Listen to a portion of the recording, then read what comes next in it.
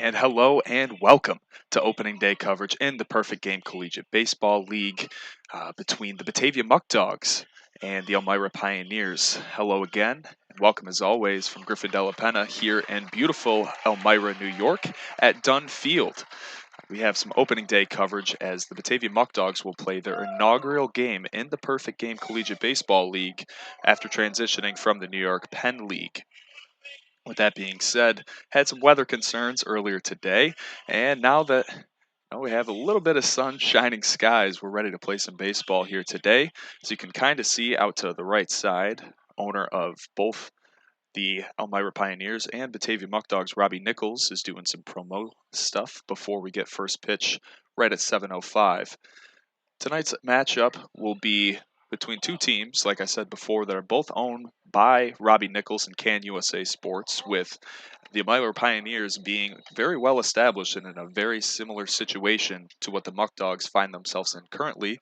Mr. Robbie Nichols bought the Elmira Pioneers back in 2011 after they lost their affiliation with minor league baseball and has made them a powerhouse in the Perfect Game Collegiate League and, very well known nationwide. And he had very similar ideas with purchasing the Muck Dogs after this past year due to COVID, the shrinking of the minor leagues made the Muck Dogs looking for a team. And supposedly, Mr. Nichols has been looking to purchasing the team for quite a while now, and that is what he did this offseason. So it's basically big brother and little brother, and we will bring you that matchup shortly after the national anthem.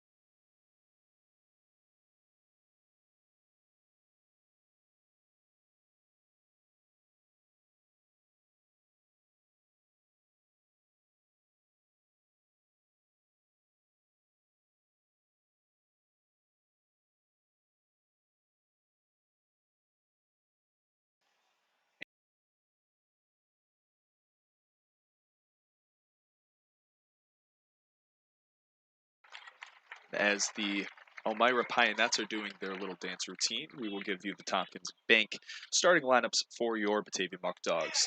Batting first is Michael Florides, a shortstop. Batting second, the extra hitter, Abner Benitez. Hitting third, playing first base, Daniel Burway. In the cleanup spot, your center fielder, Sterling Turman. Playing third base, the designated hitter will be Jerry Reinhardt. Playing third base will be Ethan Sarmiento, number 10. Playing right field will be Spencer Marcus. Batting eighth will be Ethan Fresca. Catching is Bryce Motiliaro. And we will also have two designated hitters today, as that is one of the beauties of the Perfect Game League. So 10 people hitting, and your other designated hitter will be Luis Rodriguez with big right-hander Julian Pichardo on the mound. For Elmira, hitting first will be second baseman Sam Polanco. And in a middle infield spot will be Donovan Montgomery. Hitting third is first baseman Cam Hill. Ben Shore will be hitting fourth. South Tremble hitting fifth and playing center field. Chris Erickson hitting seventh. Rice Yeomans, the right fielder, and Kevin Serrano behind the plate, with Jack Sokol, an Auburn commit, on the mound for Elmira.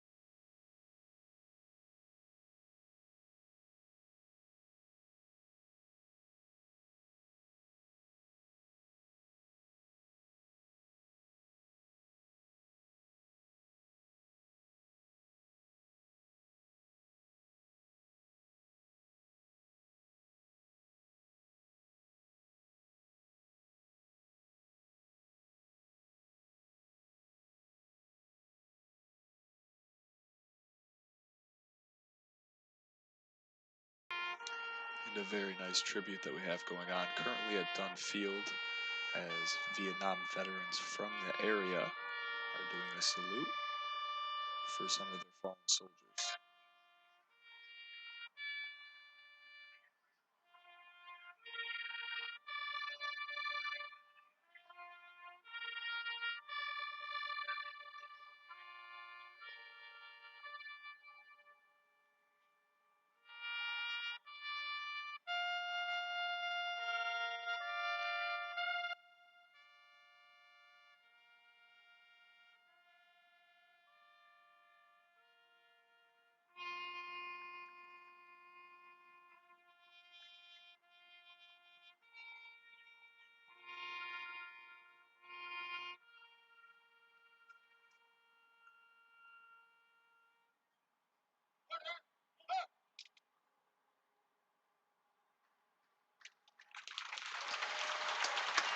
Again, a very nice gesture by Robbie Nichols to have some local flavor with some Vietnam veterans to bring out the flag and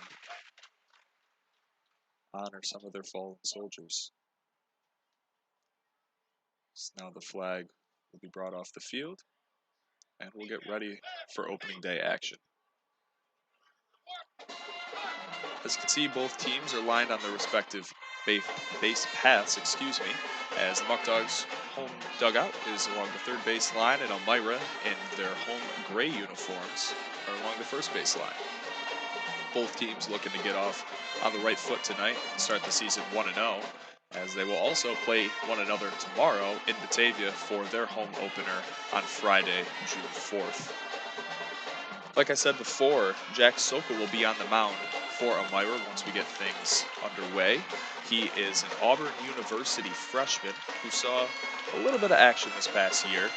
Went 1-0 in his time with Auburn this year. They unfortunately did not make the College World Series. They just missed by a game, and the selection committee did not give them the invitation to the College World Series. So, like a lot of the guys on both teams across the respective NCAA Division 1, 2, and 3, as well as JUCO, some of these guys are still playing with their respective schools, so don't have full rosters across both sides. And Elmira is more shorthanded than Batavia with only 20 guys active on the roster currently, so a lot of room to work with for some of their young guys that maybe weren't respected a little bit more playing time this early in the season, but that's the part of a 57-game season.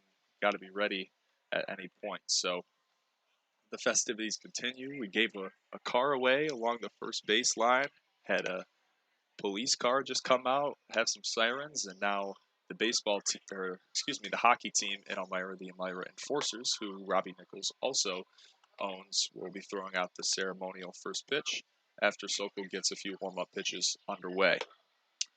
Like I said before, this Muckdog team is fairly young compared to some other teams across the league. With buying a collegiate baseball team so late in the process, recruiting for Joe Martinez wasn't similar compared to some of these other well-established organizations like Elmira. So Joe Martinez has a lot of great connections down in Florida, Tampa, Florida, where he resides, as well as assistant coach Tony Brewington.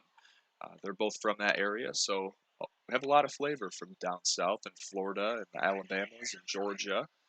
Have some local guys like Jerry Reinhart and Tyler Prospero and Colin Noth, but we also have some guys from the West Coast and all over the place. And that's the beauty of this league, is even in our short time with one another, we're getting along great and bringing all these different schools together and having a summer together, which has not been seen in this area for a very long time. So the Enforcers throw out the first pitch. The first one's a strike, and the lefty, a little high, but another good pitch. We have a coaches meeting right behind home plate, and we will be ready to get things underway.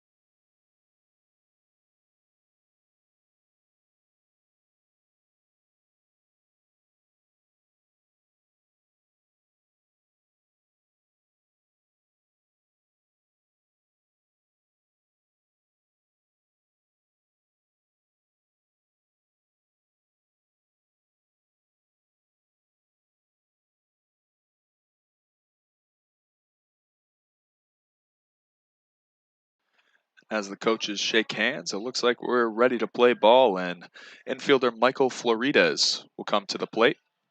He was a freshman at Felician University. That's a Division II school out in New Jersey. And Sokol will toe the rubber and have our first pitch of the season. Nice thing here about Sokol and Shore behind the plate is they are both freshmen at Auburn University, so they know each other pretty well.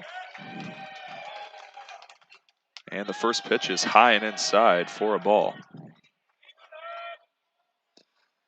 And just a forewarning for you guys now, I know the camera is a little shaky here at Dunn Field. The opening season was 1939, so this is a historic stadium, and believe it or not, as a ball's hit out to the right side, pop fly that will be out as Hill makes the catch in foul ground. Yeah, the stadium was built in 1939, and we are 5 stories up in the air. So it is definitely a great view, but it's a little rockety up here. So thankfully I'm not afraid of heights, as Abner Benitez will come to the plate as he takes ball 1.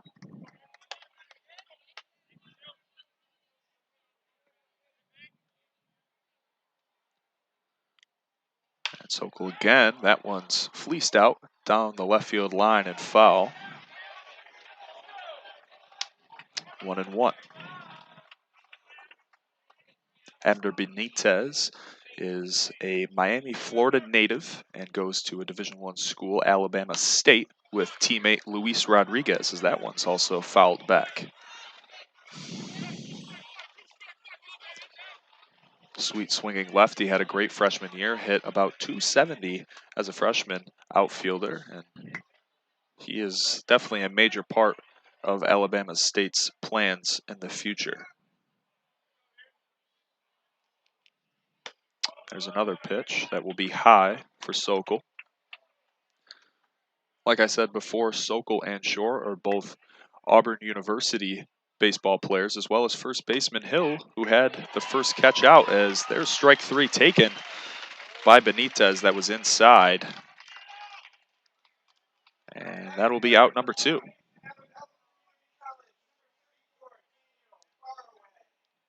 Here's big first baseman Daniel Burraway. Burraway is an Alvin Community College player as he takes a ball inside.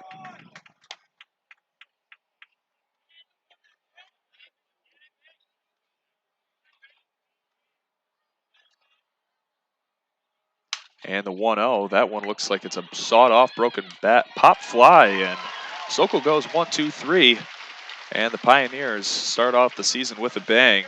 Sokol strikes out 1 and gets 2 weak pop-ups.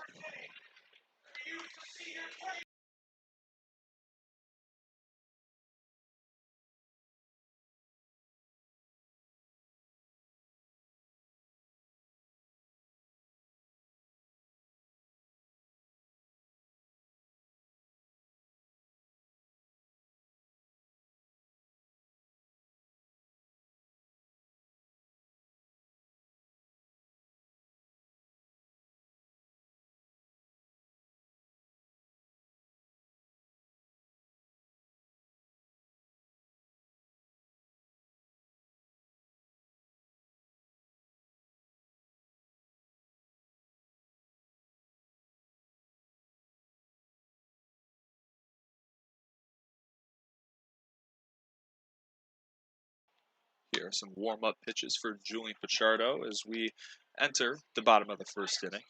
The big right-hander, 6'5", weighing in at roughly 230 pounds, is just finished up his sophomore year at Savannah State University. He's looking to start a season off just like how Sokol did and put down the Elmira Pioneers in order, as Polanco, Montgomery, and Hill are due up first.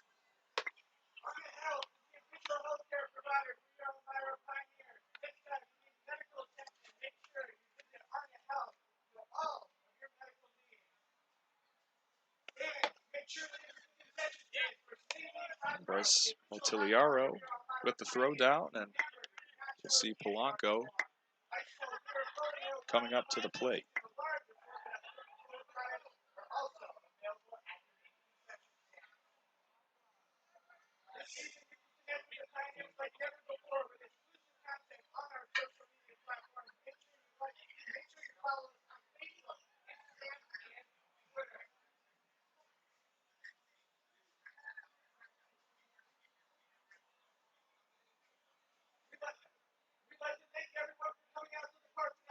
Polanco taking his time for his first at-bat of the season.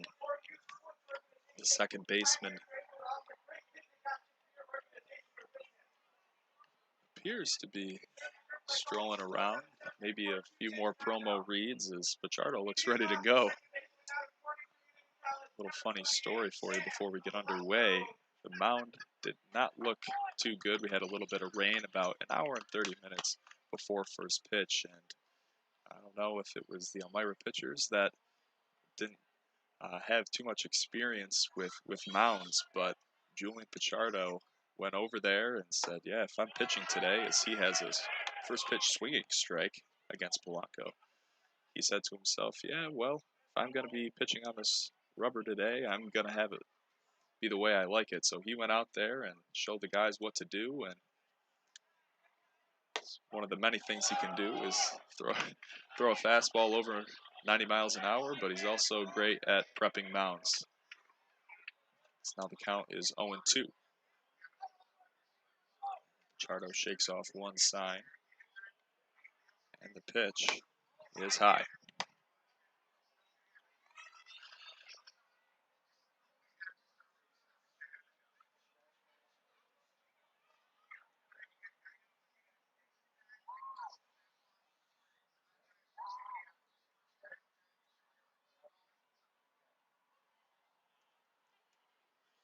There's the pitch, and that's going to be strike three. It's Pichardo, and his first batter that he faces all season gets a backwards K. And now due up is Polanco's other middle infielder, Donovan Montgomery, who I actually got to witness this year as he plays in the MAC Conference, Metro Atlantic Athletic Conference, not to get mixed up with the UB MAC Conference. Canisius faces Siena multiple times, and we got to see this freshman in action. He is a great young player. First pitch misses low for ball one.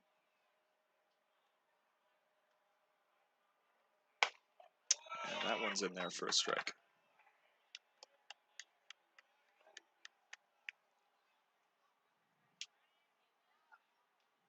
Pichardo just pitches out of the stretch, not from the full, something that we've seen a little bit more as that one's fleeced. And a diving play by Floridas, and he gets it there in time.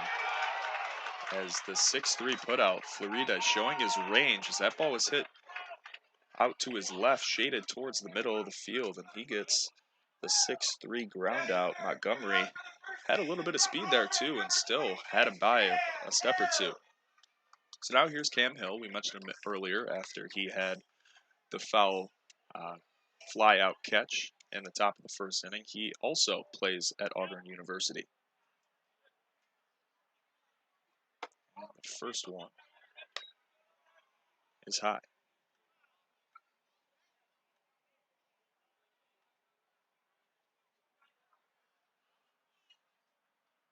Pichardo again changing his tempo early in this game. That one again is hit out, this time to second base. Ethan Fresca gets it over, and like I said before, Pichardo doing just what Sokol did and goes 1-2-3, and we are done here in the first inning.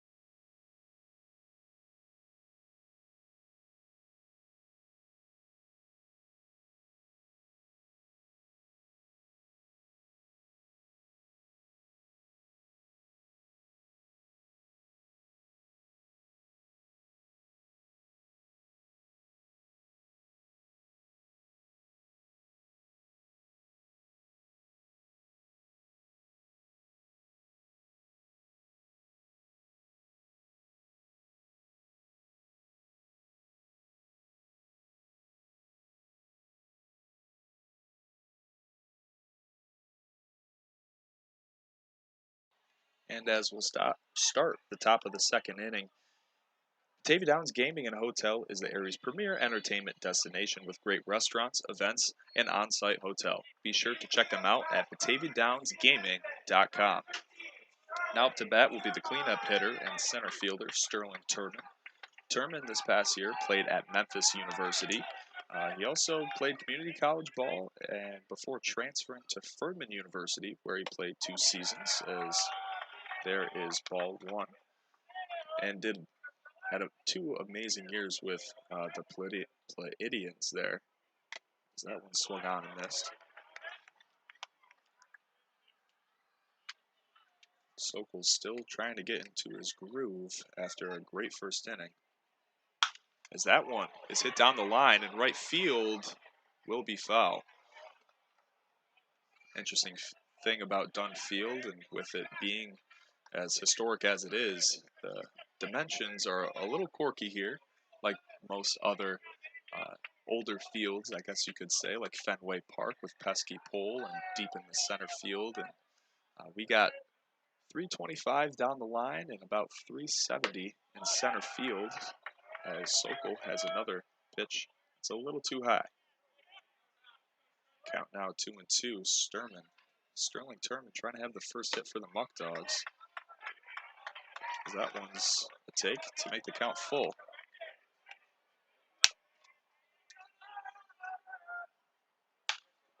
The pitch. That one's hit. A lot of room out on the sides, and sorry that you guys can't see that, but a diving play will not be made by Yeomans. And Sterling Turman still has life in his first at-bat of the season with the Muckdogs. Yeah, so down the line, 325 is actually the same dimensions at Dwyer Stadium in Batavia, but a little bit deeper in the gaps and definitely deeper in center field. Both have very tall walls, so it's tough to get a ball out of here, as Turman will take a walk, and that'll be the Muckdogs' first base runner of the season. And now here is Batavia native, number 9, DHing today, Jerry Reinhardt. Jerry Reinhardt, a lot of buzz around the city to have a homegrown kid like him in the lineup, and here he is playing for his hometown team. It's pretty cool. Good feeling. I have chills saying that as he hits the first one. That might be a double play. Yeoman's over, and there's a wild throw as Turman's going to be out at second, but Polanco way wide as they tried to have the around the world double play. So with the error, I'm going to put Reinhardt on second for the E4, and Turman will be out. So here's the Muckdogs' other third baseman, Ethan Sarmiento, played at UMass Lowell. And he'll get his first action here as well.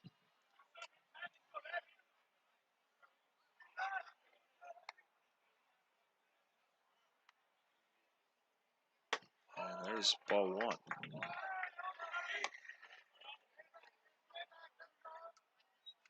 Might be tough for you guys to hear, but Muckdogs bench has been alive so far and cheering on their teammates. And even though they have only known each other for roughly 5 days, Jerry said it best after their inter-squad scrimmage on Monday night that even though that they've only known each other for, at that time, only 2 days, that they feel like brothers and that they feel like they've known each other for 3 years. So it's good to have that type of chemistry right off the bat. Is Sarmiento. That's a great off-speed pitch by Sokol, and now the count is 1-2.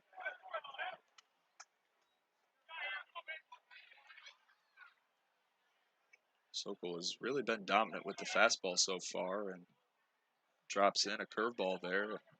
Got Sarmiento out in front. There's another one. This one's high, and Shore will hold on to it for out number 2.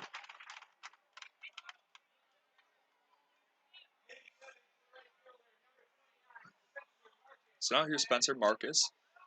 Plays at Niagara University, my rival at Canisius College, a great outfielder, and he put on a display in our inter-squad scrimmage with a few hits and a lot of speed. So he has Jerry Reinhardt at second base with 2 outs. Sokol delivers. There's strike 1.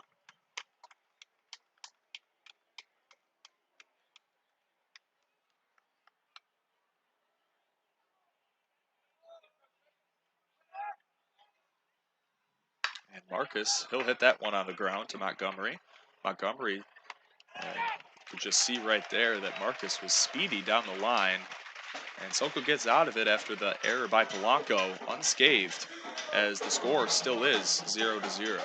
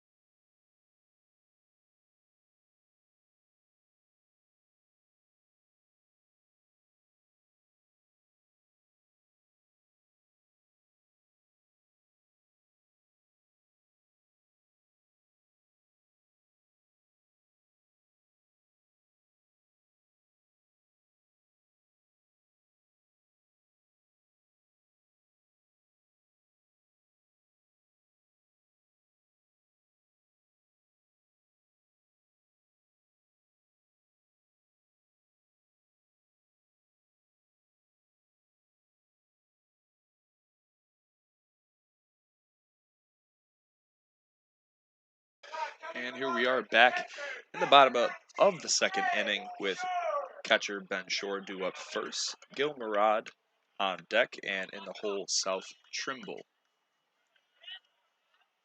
Chardo ready to go. Ben Shore, a freshman catcher at Auburn University.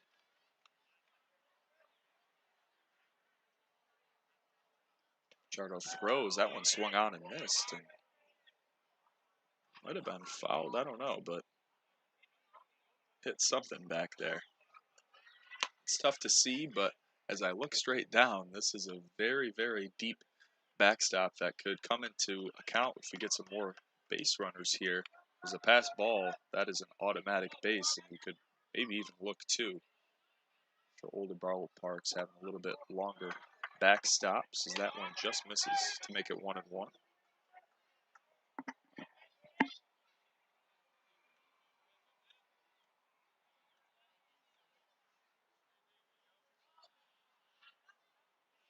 Chardo, that one's hit up. Again, such a big backstop. Looked like they could have made a play there. So that one ricochets off some metal out of play. Now it's 1-2.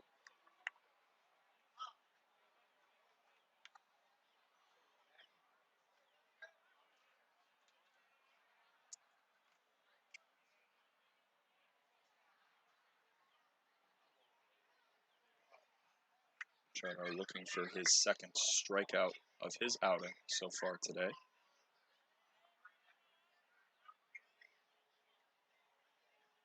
And the pitch is outside. to even the count up at 2-2. So talking to head coach Joe Martinez on the bus ride up, seems like today is going to be a little bit of uh, an all-purpose unit. Multiple guys in the pen, just kind of stringing along. Don't want to have too many guys go today, as that off-speed pitch is swung on and missed. And Ben Shore goes down on strikes for the first out here in the bottom of the second inning. It's going to be a pitch by committee today. This early in the season, you don't want to blow out too many arms, and it's a long season, so have a few of your top guys go 2-3 innings and pass the baton on. As here is Gil Murad. Gil Murad is a local guy here near Elmira. He's from Ithaca, goes to Ithaca University.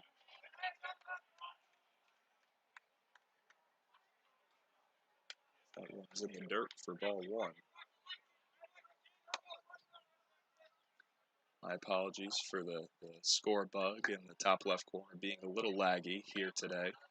Tested it out at Dwyer, and it'll be set and ready to go for tomorrow's opening day matchup between these two teams, as that one will also be high for a ball.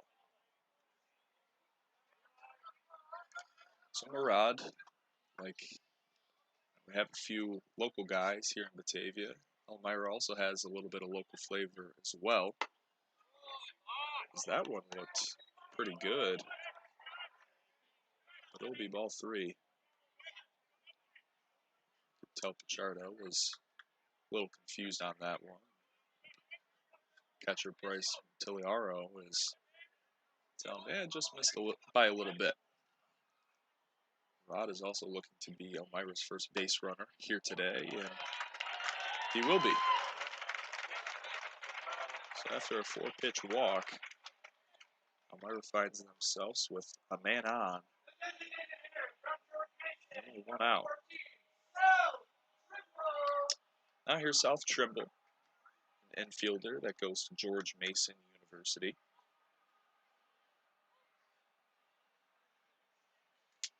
Just be the DH today, and like I said before, a perfect game rule is you can utilize the designated hitter as well as the extra hitter. So Batavia will be batting 10 today, and Elmira more traditional with just the designated hitter, batting 9 guys.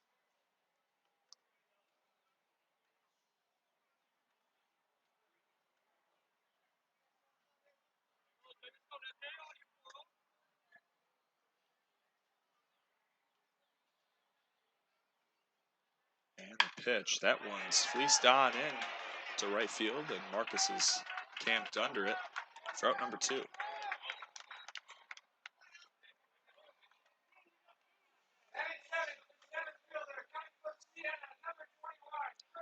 Now here's another Sienna Saint. Chris Erickson. He also plays middle infield with Devin Montgomery up in Sienna. Both just finished their freshman years there. Pichardo takes a look at Murad. He sets. He's going to throw over just to keep Murad close, who does have a little bit of speed.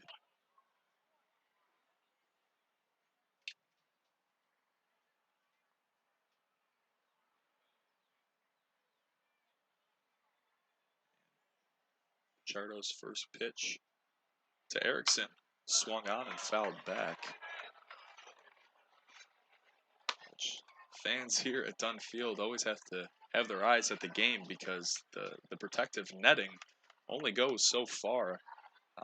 Is not down the lines, or there are some areas that balls and bats can be objects that are hit out their way, as that one will be high.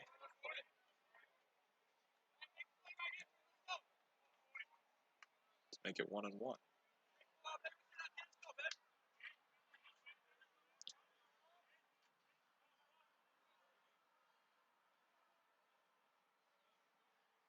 And Pichardo, nice curveball there for a swing and miss. make it 1-2, and he's trying to get out of the inning, just like Sokol, unscathed. It's just one walk. Pass it along to the bats to try to get the first run of the ball game. Chardo fires. There is a runner. Murad with some speed, a great throw, and Bryce Matillaro throws him out at second base, catches Murad stealing, and that's going to be an inning over.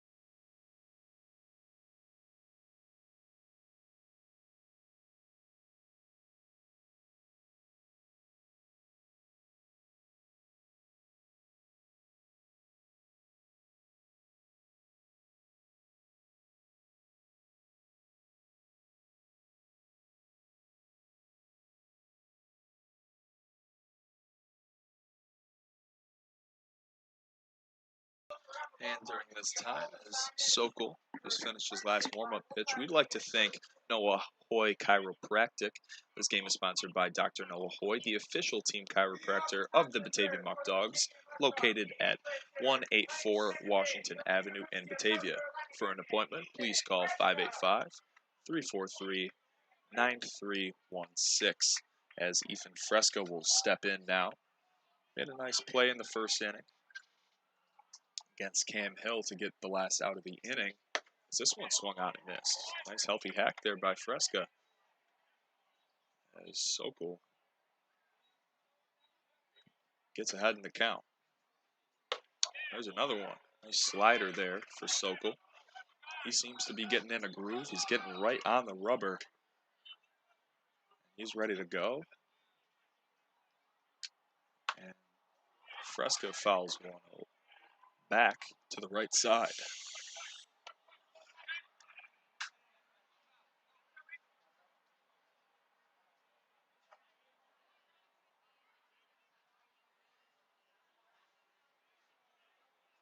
And Fresca, that's a little looper out there, and Serrano will get under it for out number one.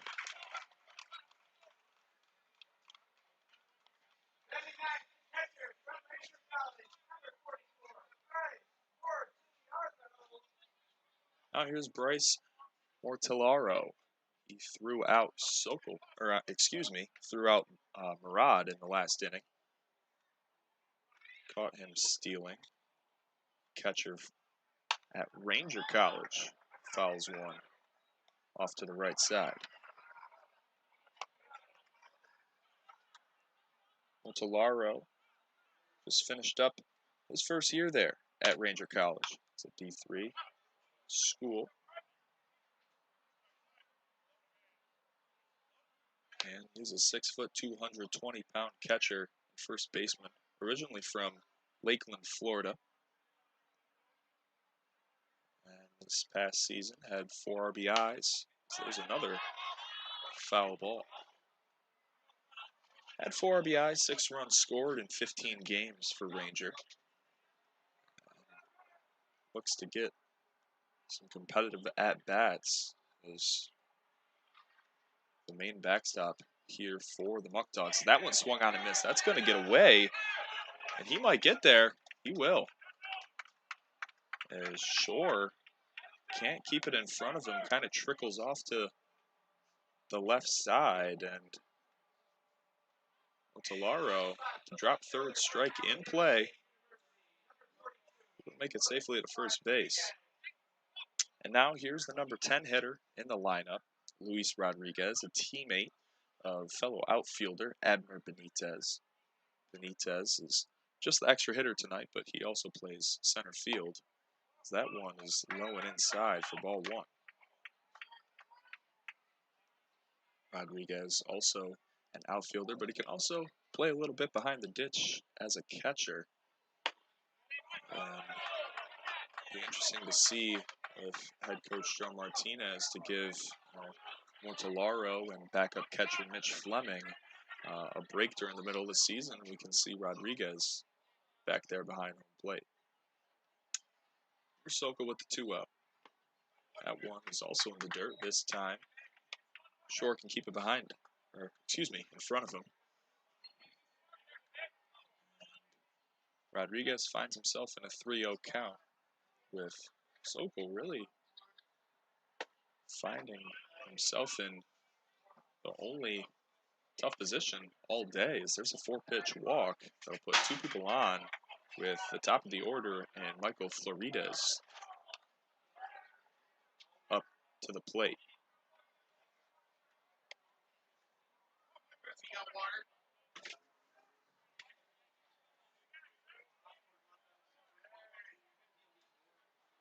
So here's Florides. His first at bat hit that foul pop fly that Hill got under at first base as Sokol gets back and gets ahead 0-1 with the first pitch strike.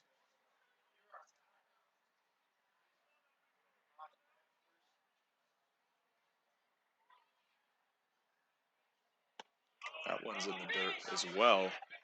Had his feet short, couldn't find it for a second, but doesn't let it get away too far.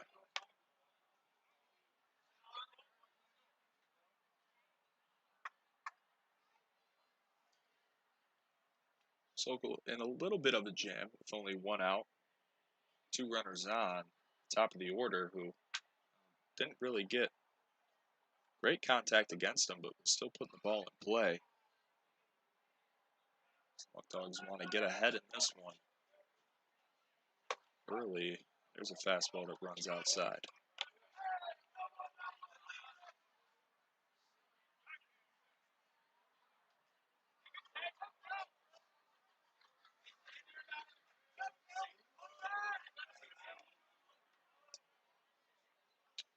The 2-1 bounces about 5 feet in front of home plate. I think that might have been a changeup.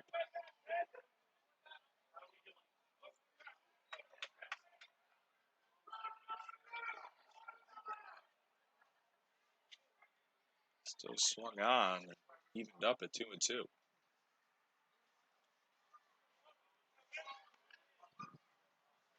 That one's high and inside, and Sokol stops the bleeding for the time being with a strikeout.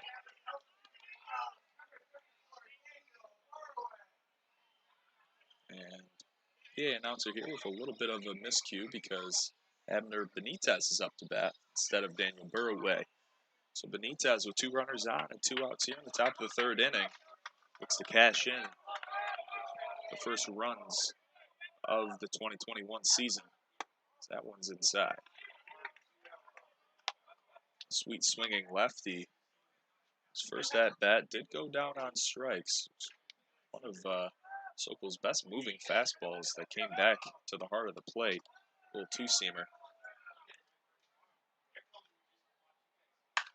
And there's a ball that's hit out to the left side. That's going to get through. In comes Serrano. And Mortellaro is going to be safe at the plate. Serrano with a decent throw, but just a little bit to the left of the bag. And Benitez trails the runner. He's going to get to second base, and the Muckdogs strike first in this one.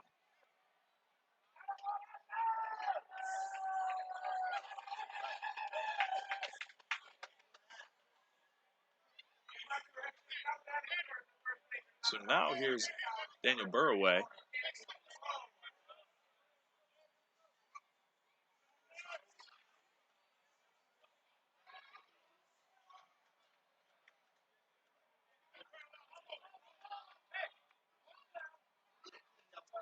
So with 2 runners on in scoring position, let's see what Burway can do here. Maybe can add on to this 1-0 lead. Sokol delivers. That one's going to be a bouncing fastball. Benitez comes through for the Muckdogs with 2 outs in the top of the 3rd inning. A nice little opposite field hit right in between the 3rd baseman and shortstop, the 5.5 hole, and he'll bring in Mortellaro. There's another one, Burway, almost in the same spot. That's going to get through. 1 run will score. Here's another throw by Serrano, and Adner Benitez is going to be down. He's safe. He beats the tag.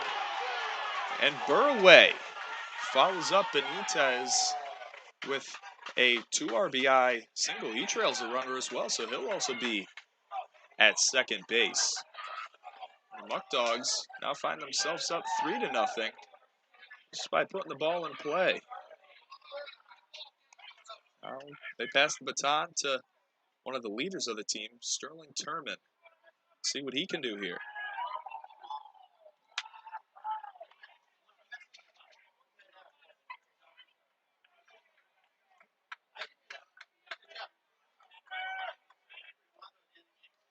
That one's a bouncing ball. Ball 1. Turman this past year saw limited action at Memphis, but played well when his number was called. He's going to be a great asset for what, other than him and a handful of few other guys, is a fairly young team.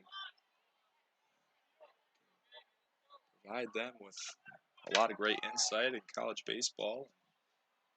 Also a great young man, and teach them not just how to be ball players, but great people too. As he takes the 2-0 fastball down the middle. And Sokol trying to get out of this with 3 earned runs, all with 2 outs.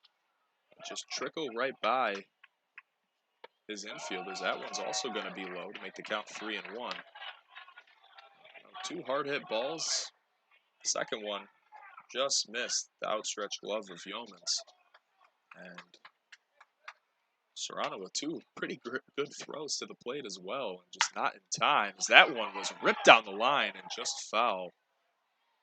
So that would have definitely cashed in Burway, who will trot back to second base now.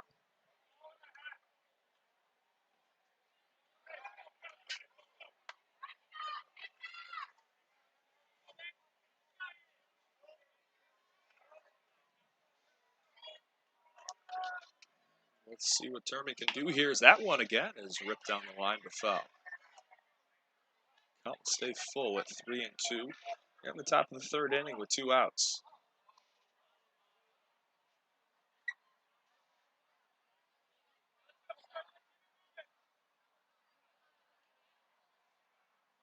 Turman looks ready to go. He's still in the box, and what we're waiting for here. Oh, just some baseballs that our head umpire here tonight needs.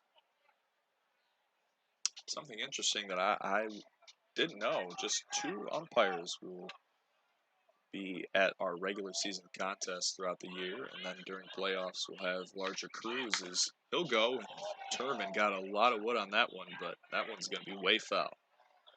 So Turman, 3 straight pitches yanked down the right field line. Just has to put that one into fair ground, as see to have a little bit of sprinkles coming down now here in Elmira. Weather was not looking too promising earlier, but there's Sokol. That one's going to be low, and Turman's going to get over. Burway went, and Shore throws it down. He's going to be safe. With a little delayed steal there, but gets there in time. So now, instead of just runners at first and second, Burway goes in motion with 2 outs and a full count. Now Jerry Reinhardt has runners on the corners.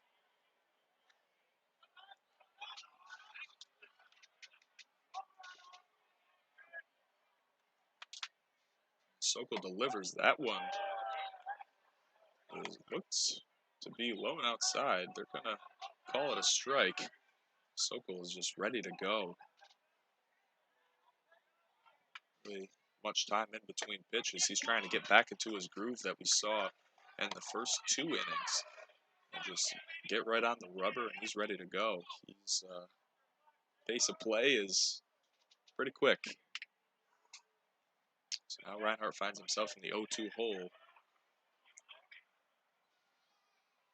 And with Sokol and Shore having that chemistry at Auburn, they know what he likes. Turman's going to go into motion, and Reinhardt stays alive. A little bit of banter from the fans. Not too sure if there was a nice catch. But like I said before, that protective netting does not go too far, so that one was definitely hit out into the bleachers. The rain continues to come down. Like I said before, weather was not too promising. We weren't even sure if we were going to get on the bus, but things seem to clear up. Turman goes into motion again. This one's hit off and follow again. Things didn't look too promising at all, but we were on the bus ride and went through some patches of pretty hard rain and got to the stadium and they were dry. And they took the tarp off the infield and it started to rain a little bit. But regardless, we're playing baseball here. Opening day action in the Perfect Game League as Reinhardt takes that one inside. Sitting on the hands, that slider almost hit Reinhardt. And the hometown kid looking to come through here in the third. Sterling goes again, and that one looked low. Reinhardt didn't like it, and Sokol gets out of the jam with 3 runs for the Muckdogs in the top of the 3rd inning.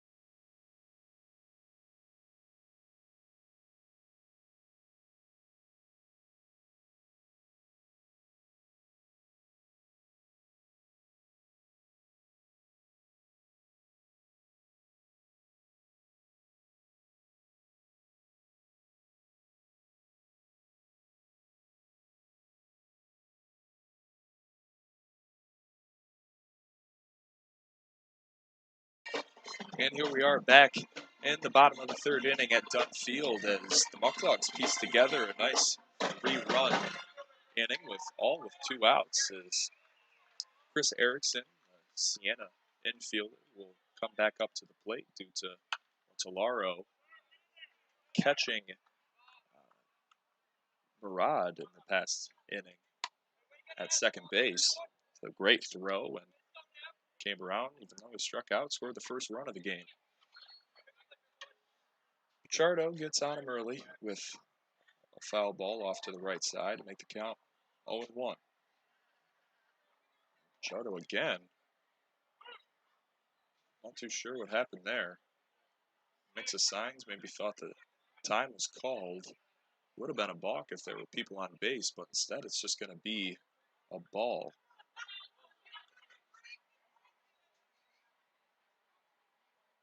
Never mind, time was called.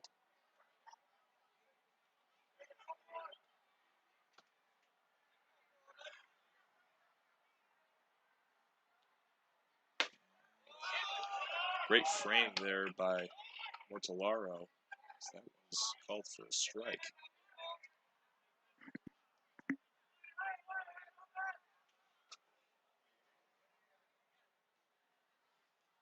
And there's Pichardo.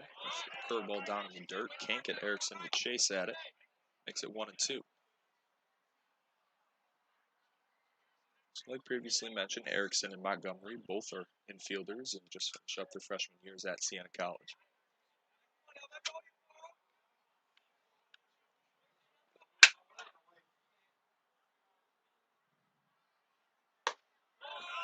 There's a pitch that just misses outside.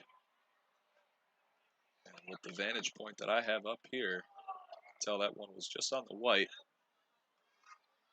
I have the lefty's batter's box. It's Pichardo trying to get another strikeout here. That one misses high. At a full count now, 3-2 to start off the bottom of the third inning with designated hitter Chris Erickson at the plate. Oh, excuse me. He is actually playing center field today. So he's an infielder, but playing center today. Same thing with Murad. He's also a catcher. He's playing right field today. So that one swung on and missed. And Pichardo with another strikeout.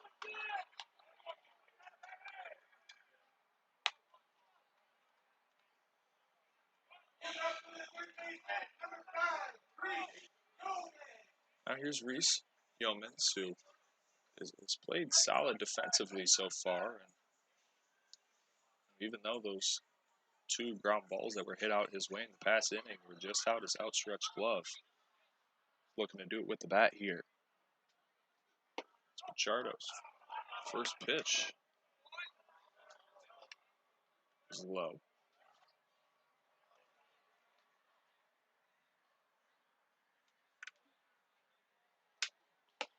There's another one that misses high. Ball 2.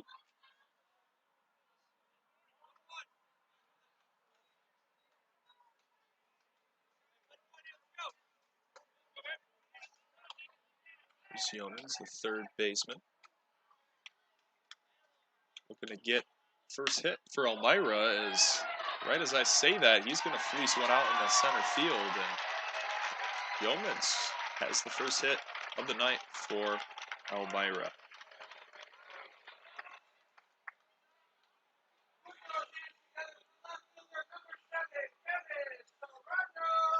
So now here's Kevin Serrano. We saw him out in left field with 2 fairly decent throws. One that was a play at the plate, Abner Benitez slides, and with Shore getting his midsection was called safe.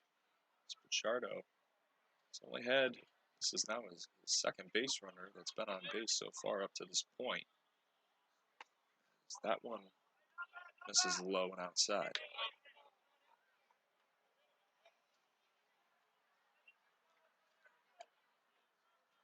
Pichardo so far a K an inning.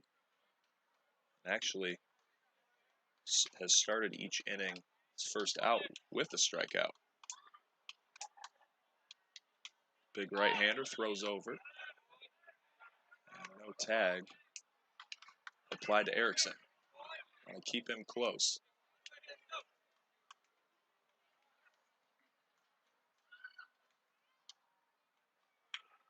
That one way over Serrano's head. That's a pitch that Pichardo kind of says thank you for. That would have absolutely been a ball.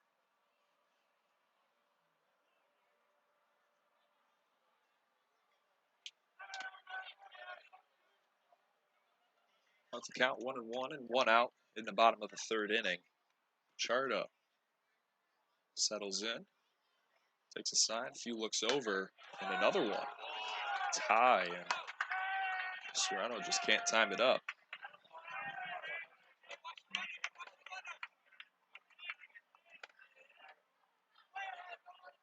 Serrano is a utility guy that can just be played all over the diamond.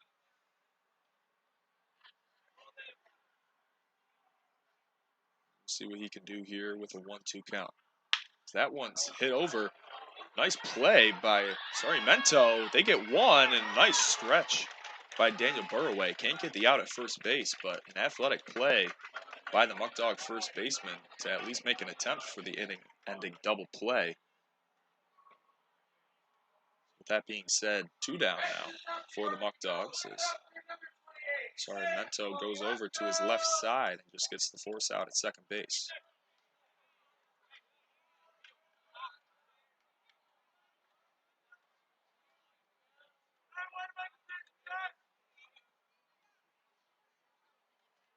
So now back at the top of the lineup is Sam Polanco. Struck out looking in his first at-bat this time. See what he can do with 1 runner on and 2 outs in the bottom of the third. That one, slider. That'll catch the zone. The outer half of the plate.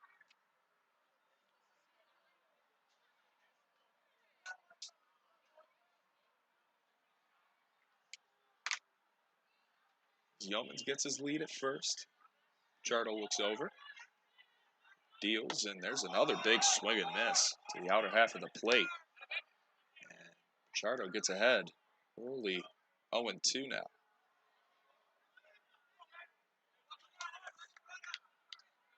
Chardo, the 6'5", 230-pound right-hander, looks to get out of this inning after a 1-out single by Yeomans.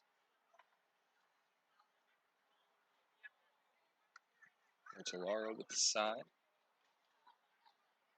Not many looks so far at Yeomans. He takes his lead, and there's a check swing. That's going to count. And there's another strikeout. His 4th of the day as Pichardo is grooving right now. Your score, with 3 through, your Muckdogs are up 3-0.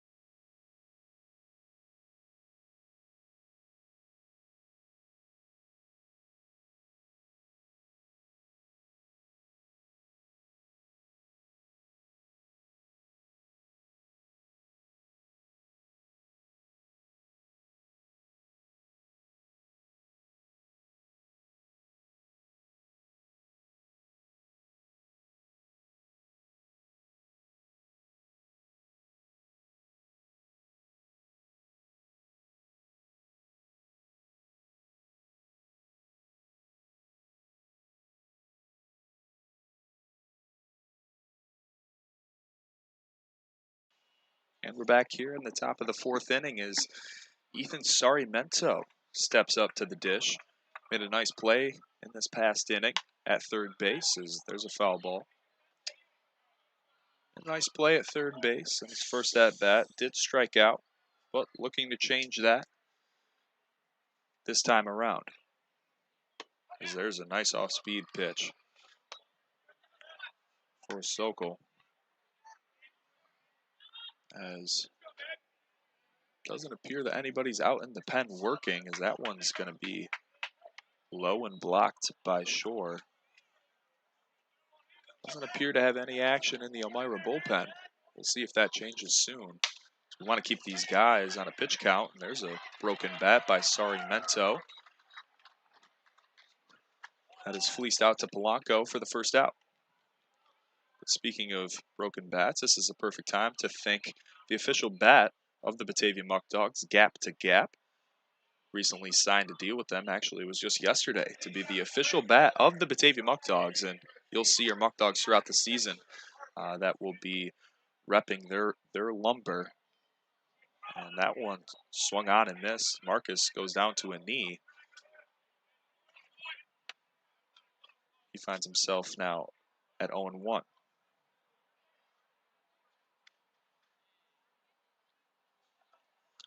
Marcus grounded out his first at bat. That one's hit right up the middle, almost clipped Sokol as Marcus takes a big turn, as there was a bobble by Erickson in center field, and that was a line drive right up the middle. And Marcus finds his first hit of this short season. So now Ethan Fresca comes back up, playing second base today, but is just a really good middle infielder. Fresca played this last year at University of South Carolina Union, finished up his freshman year there. Now with Marcus on, see what he can do here. First one's a fastball taken outside. With Marcus on first, I alluded to it earlier, he has lots of speed, so wouldn't be surprised if you see him in motion in this at-bat. So that one swung on and missed. Count is 1-1, my apologies.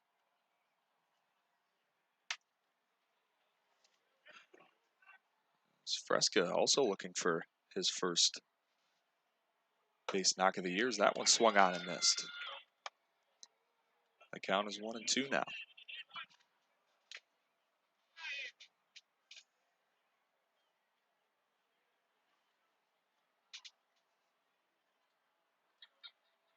And Fresca.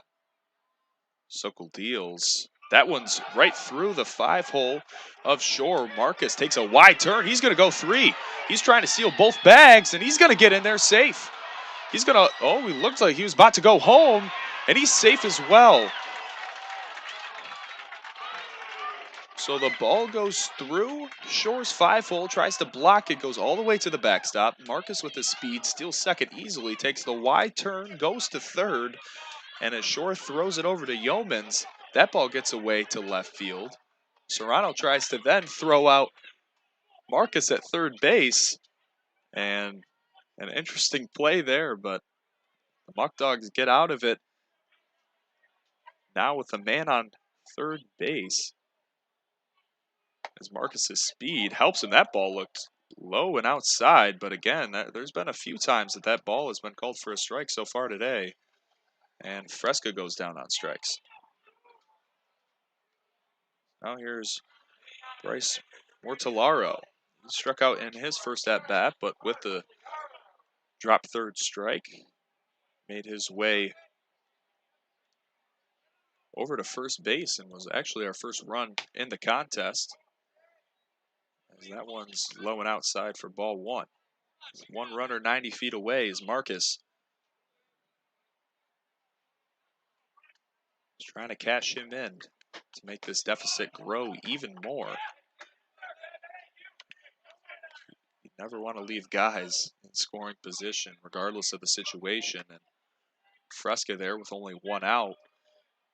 Even though that wasn't really a great pitch to hit, you just want to put the ball in play with the infield in, and that one hits the top of the bat. Weird spin on it, and Shore is going to touch it foul as Mortellaro got down the first baseline pretty quickly just to make sure.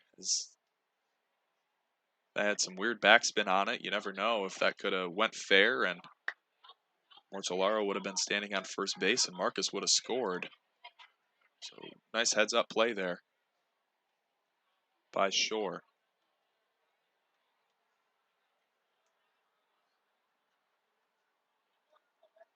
The catcher, Mortellaro, stands in a 2-1 count. Swung on and missed. Nice changeup by Sokol. Sokol trying to get out of this again. Had trouble last time with 2 outs in the inning, as the Muckdogs scored 3 runs with 2 outs in the top of the 3rd inning, as the Elmira fans are getting into it. And the pitch, that one's hit into shallow center field. That's going to drop. As Mortellaro, a nice 2-strike approach in the 2-2 count. He gets an RBI single, and now the Muckdogs find themselves up 4-0.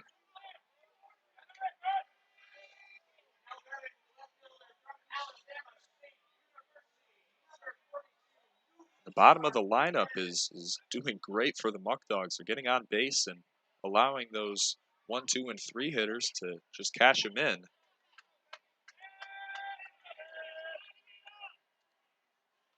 Now here's Luis Rodriguez, who walked and 4 pitches his last time. That ball's fleeced out to right field, and under it, that ball is going to be missed by Murad.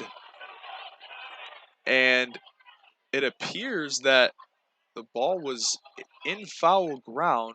Murad dove for it, and it was really close to being a fair ball, and that would have easily scored Mortellaro from first base, and Rodriguez was kind of standing there confused because we didn't have a definite single from our 2 umpires, and can't really tell, but the left field and right field lines that go out on the grass are kind of faded and not too deep, so that's a tough play for both of those umpires to make with not a definite foul line that you can see, especially with Murad diving. That makes it tough. But with all that being said, it's just a normal strike. Rodriguez takes a ball low.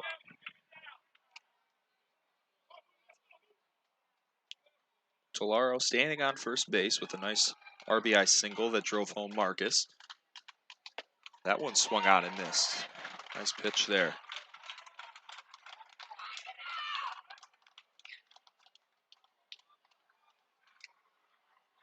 And the 1-2 for Sokol. That one's hit out over to Polanco. Took a weird hop, and they can just take the easy way and take the 4-6 force out. As 1 run will score in the top of the 4th inning for Batavia as Bryce Mortellaro takes a nice 2-strike approach and fleeces a ball out to shallow left center field to make the score 4-0 in favor of the Muckdogs.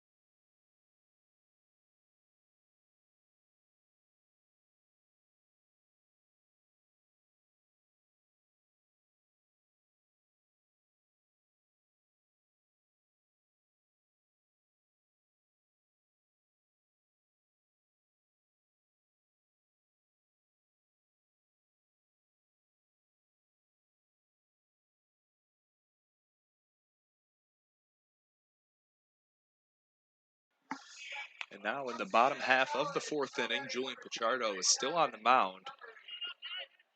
Curious to see how long he stays in this one as Donovan Montgomery steps in. Sienna middle infielder.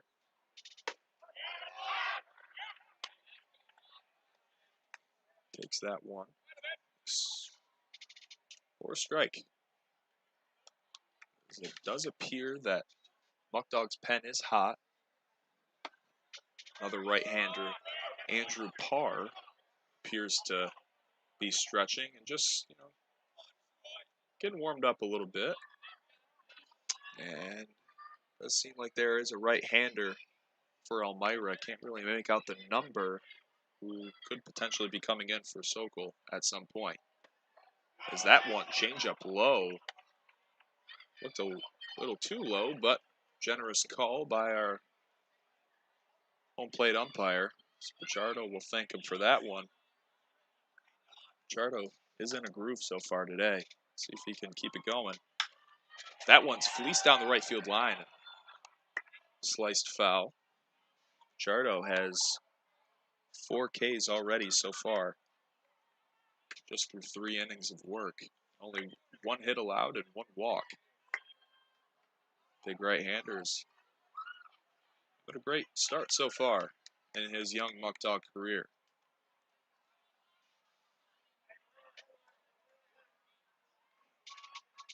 Montgomery trying to take that Mortellaro 2-strike approach now. The 1-2 count. That one, you tell right out of the hand of Pichardo that he didn't like that one, as that was way high. And evens it up at 2-2.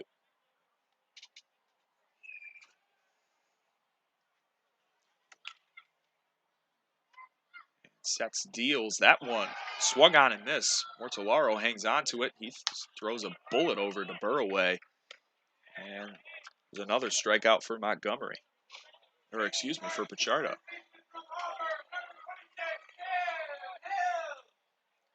Cam Hill steps in now. The Auburn first baseman.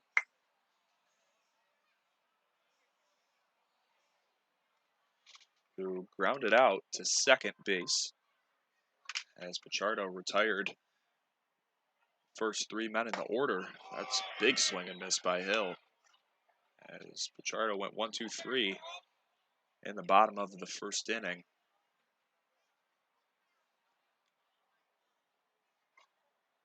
Big lefty first baseman Hill. So that one misses high.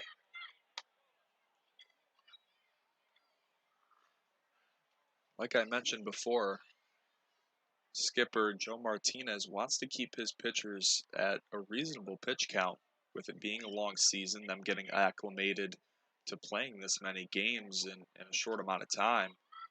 Some of these guys are used to pitching once a week, and might have to have their number called a little bit more than that. There's so many games being played, basically a game every day. Muckdogs don't have an off day again until June 29th, if I remember correctly. So it's June 3rd today. So if you do the math, there's a lot of games and same amount of days as that one. Looks like it clipped the plate, a little backdoor slider.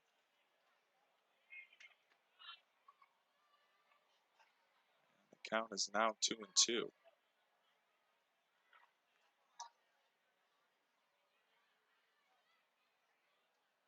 Pichardo looking to retire the first 2 Pioneers, as there's another strikeout as he blows it right by Hill. And 2 batters faced here in the bottom of the 4th inning with 2 strikeouts. That brings the strikeout total to 6 already. So Ben Shore was also a strikeout victim in the bottom half of the 2nd inning. As we'll see if Pichardo can have a 3 strikeout inning here.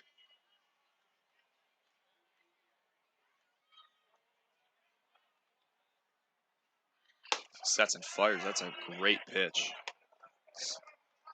That'd be a tough pitch for Shore to hit as he collects himself now, and he's probably thinking to himself, don't want to strike out to this guy again. Pichardo.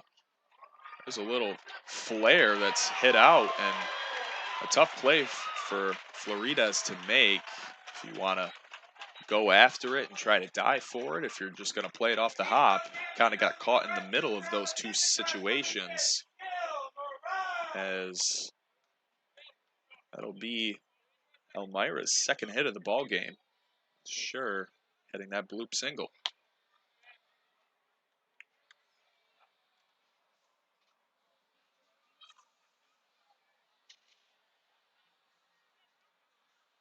Gilmarod had a walk in his first time up, got caught stealing by Ortolaro with a great throw.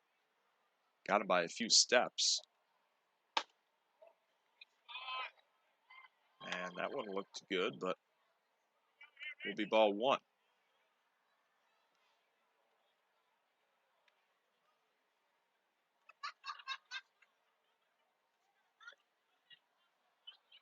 Rod looking to keep this going for the Pioneers. That offense really hasn't gotten things to click all at one time. Been a little stagnant. They get one base runner on, and a few quick outs later, they find themselves out of the inning with nothing to show for it. Looking to piece something together against Pichardo, who has had their number so far up to this point.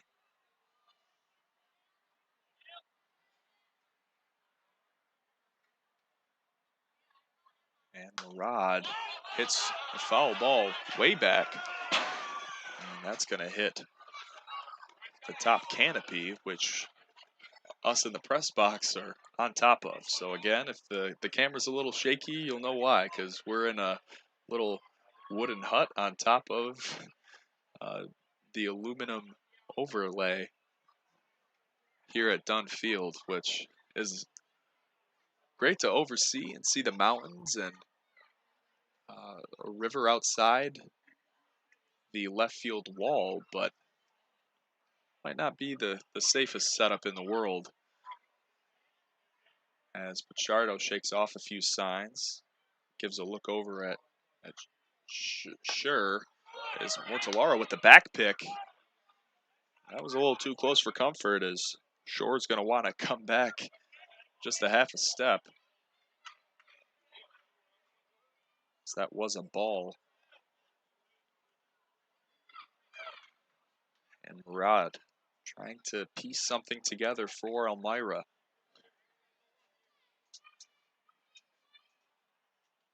And the pitch, that one swung on and missed. And there is a perfect inning right there for Julian Pichardo. Is 3 strikeouts. He gets out of it unscathed, and Batavia still finds themselves on top, 4-0.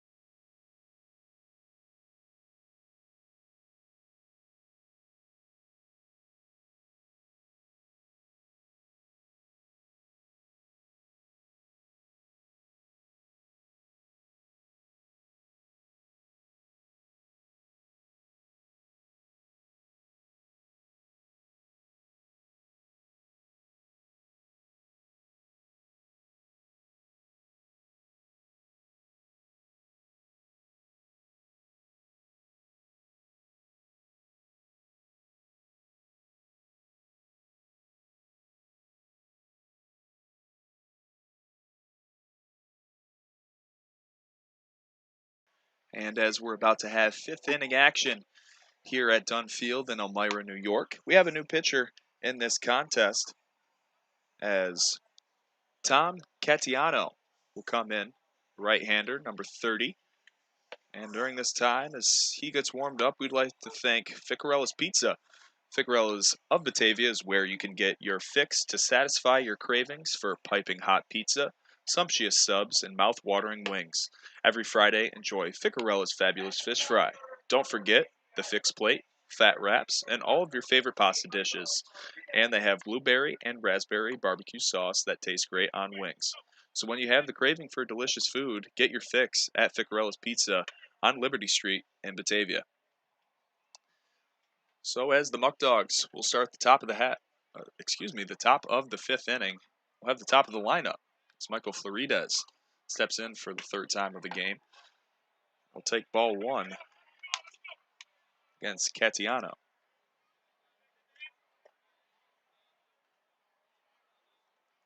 Florides is 0 for 2 so far in tonight's game, as that one clips the corner for a strike. Florides had that little blooper out to the right side that was caught by Cam Hill, and then a strikeout in the 3rd. That one runs inside.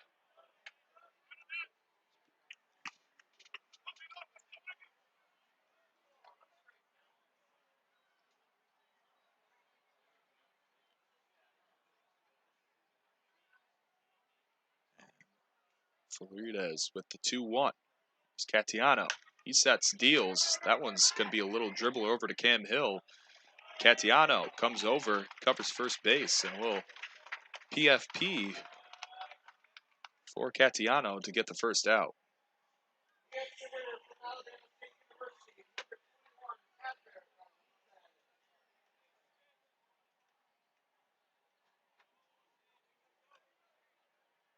So now here's Abner Benitez. Abner back in the 3rd inning. Brought along Mortellaro for the game's first run with that nice single to the opposite field. Great piece of hitting for the freshman out of Alabama State, who is the extra hitter tonight, but can play anywhere in the outfield if you need him to. That one was a spike ball that might have clipped a little bit of our home umpire.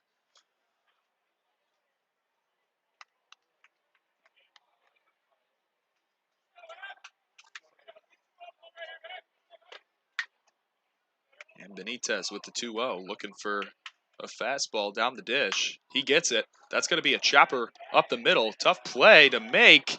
He gets it over. Oh, and they call him out. And Benitez shows his displeasure with the call. Appeared to me that he was safe, but Montgomery ranges over on the chopper that was over the top of Catiano's head and makes a spectacular play. Benitez still showing his displeasure with the call. I don't blame him. I think he was there by just a half step, but tough call to make.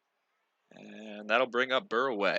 Daniel Burraway also had a nice single that was through the left side of the infield with 2 RBIs coming home.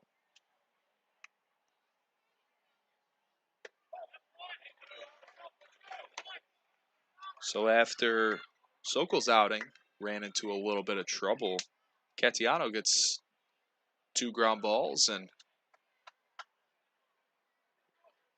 is already grooving as quickly Burraway finds himself in an 0-2 hole.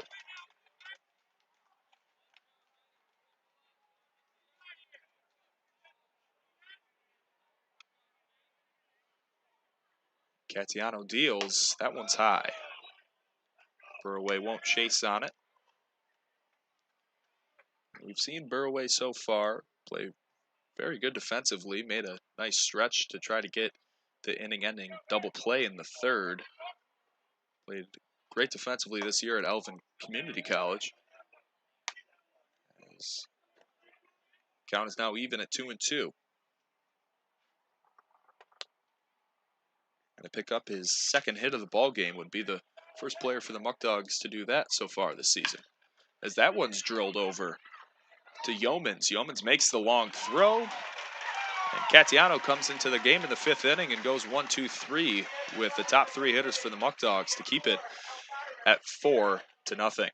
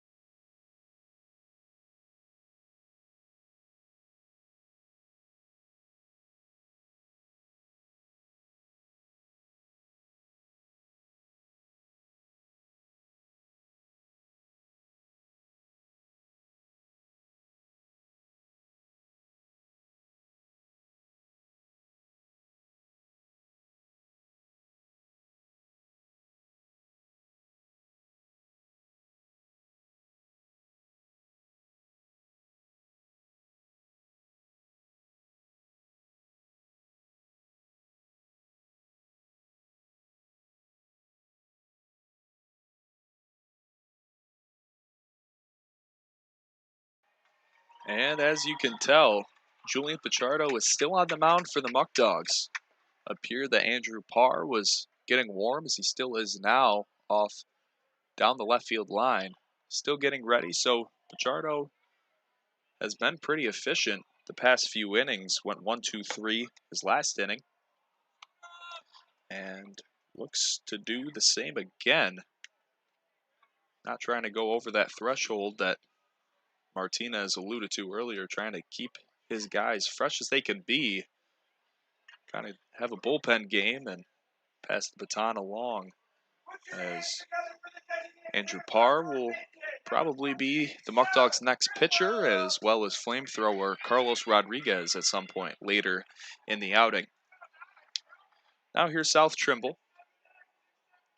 Trimble in his first at-bat had a little fly out to right field as he hits another ball out that way for strike one.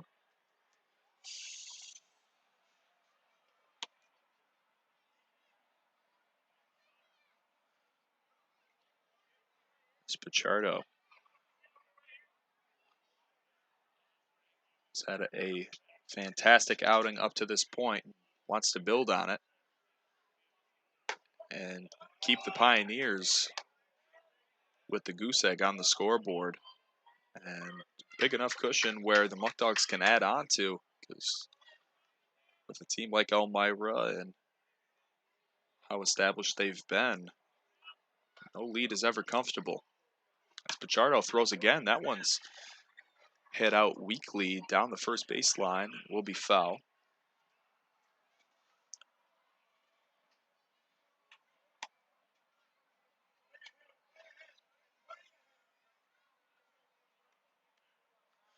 As Pichardo already has 7 strikeouts through 4 innings.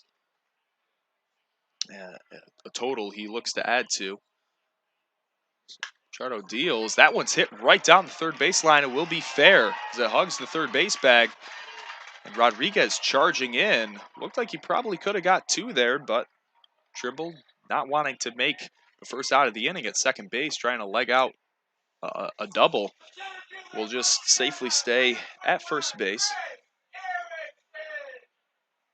And now we'll pass it along to Chris Erickson, who's playing center field tonight. Not his normal position. He's normally an infielder. With Elmira not having their full roster here, some guys playing out of position, getting some reps in other places, maybe at their respective schools. Their coaches wanted them to look at other positions and be a little bit more versatile for the 2022 season. That's one of the beauties of summer ball, is to not just get the reps that you need to stay ready to go for school ball, but it's also a time for these guys to test the waters at maybe different positions that they're not used to playing, or even trying out some things that you haven't done in many years. So Pichardo gets the foul ball. Erickson will now find himself at 0-1. Trimble's on first. He takes his lead. Pichardo has shown his best move, his pickoff move to first base a few times, snapped it over. Seems like the leads aren't too big, as that one's going to be called for a strike. And Erickson now finds himself at 0-2. With a good pickoff move to first base, appears that Trimble doesn't want to get too far out there and get picked off. So that one swung on and missed with first base occupied.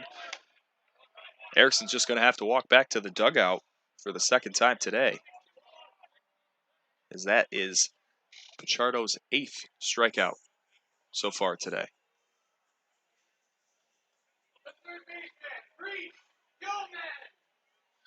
Now here's Reese Yeomans. He had the first single for Elmira today in the bottom of the third inning, but was left stranded after Serrano, who is on deck now, grounded into a 5-3 play. Pichardo misses high, as Andrew Parr is still warming up.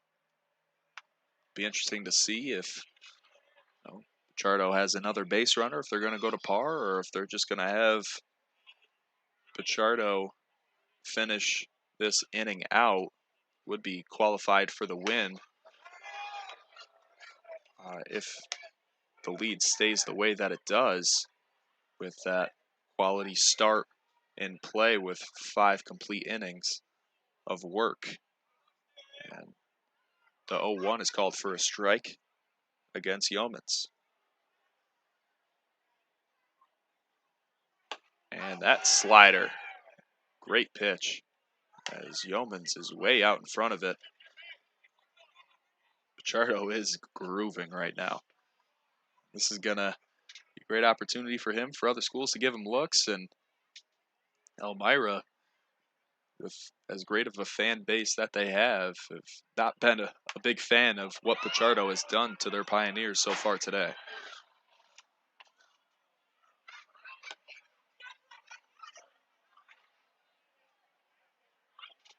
Yeomans fouls that one back to stay alive.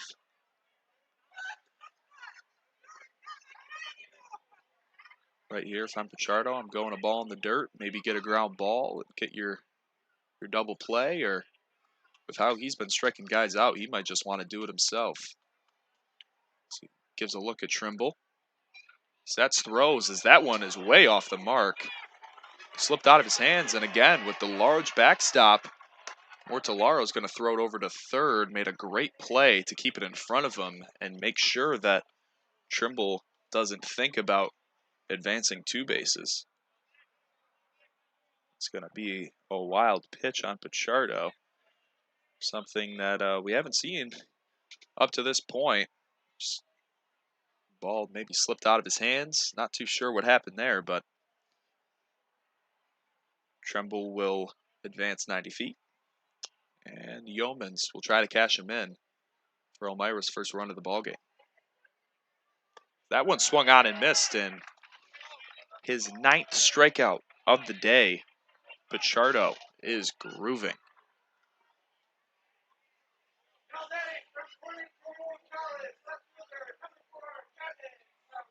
Kevin Serrano, the Corning Community College left fielder, will come up to bat, and it appears that Julian Pichardo's day will be done.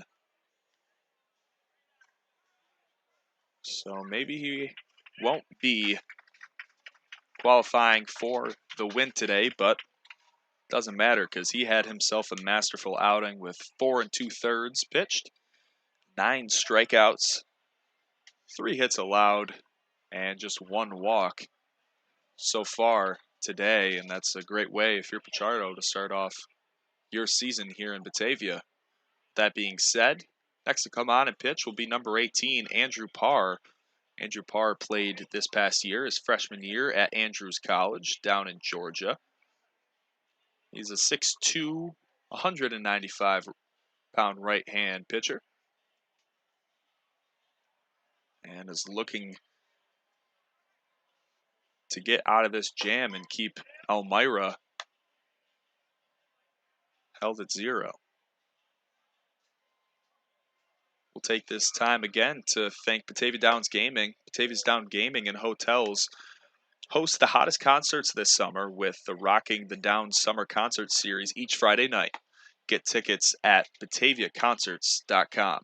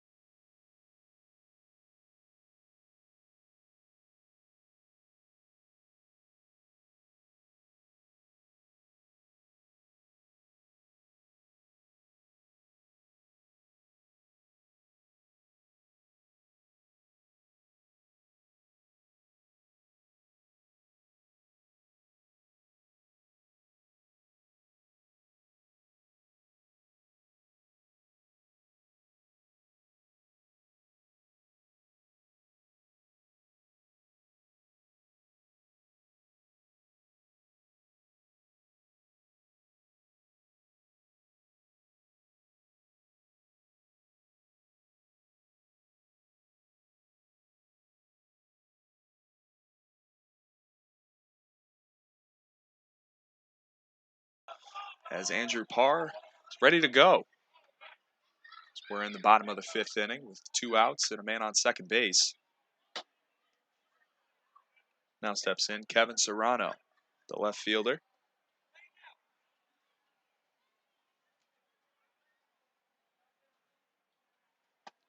It's his first pitch is swung on and missed.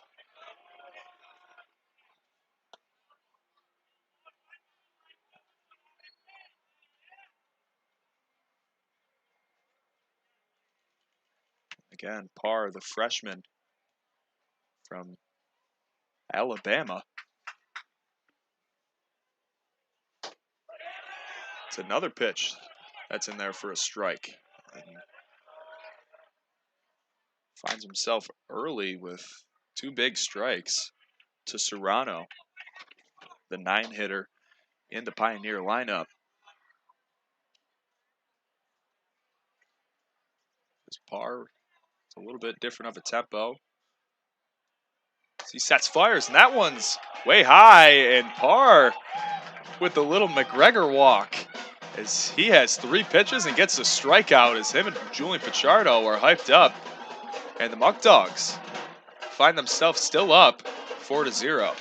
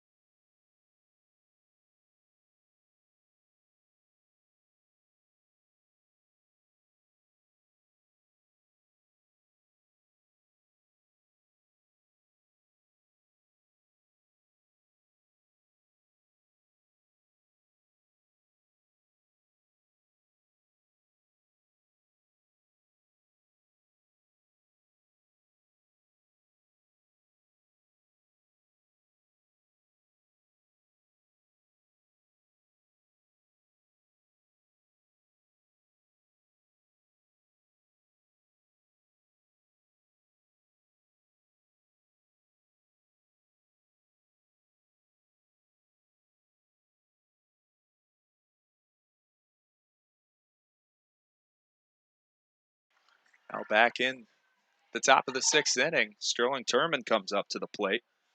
Both times he's been up to bat today, he has registered a walk, so efficient in getting on base, and Turman wants to get his first hit of the season right here against Catiano, who will be back out to pitch for the Pioneers. That's going to be a ball outside.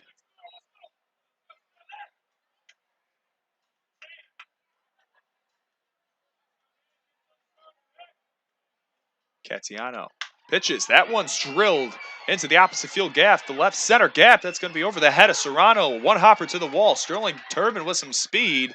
He's going to go to third. The relay, and he is tagged out.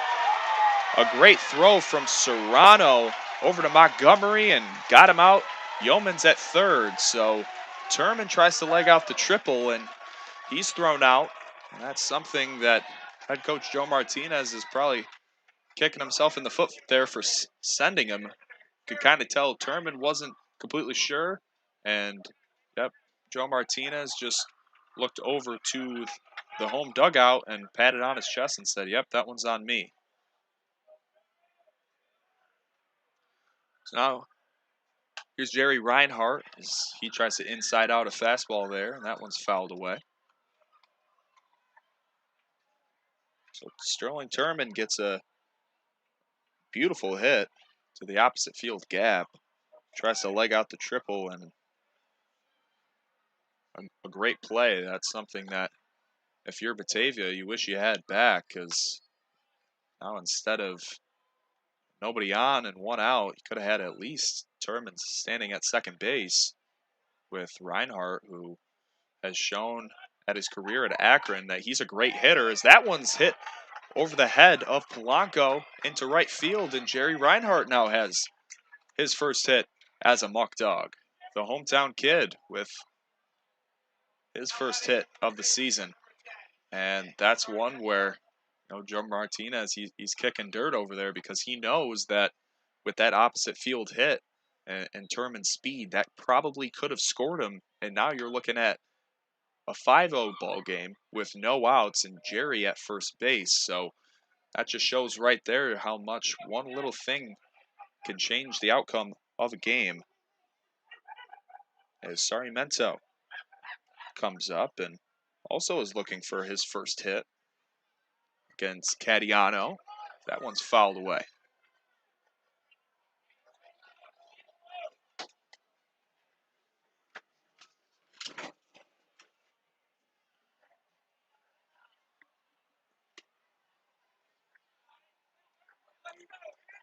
Reinhardt takes his lead at first. Catiano dishes, and again, hit to the backstop. 0-2 and now for Sarmiento, the third baseman. His freshman year at UMass Lowell. And this past year at Monroe College.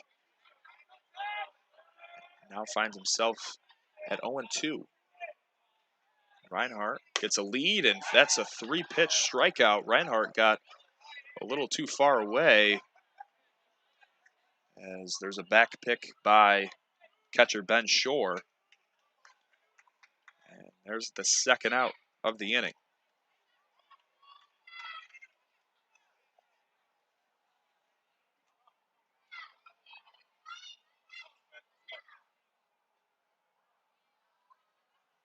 So Spencer Marcus, who is hitting in the 7-hole today, has had a great amount of production.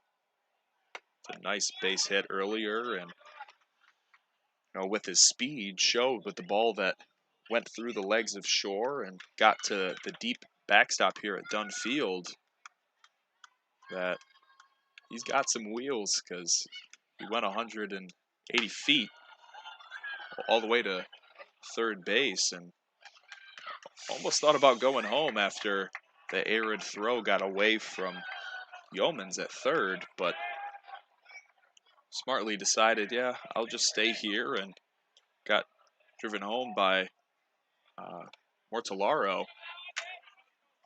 with 2 outs in the inning to make it 4-0 back in the 4th.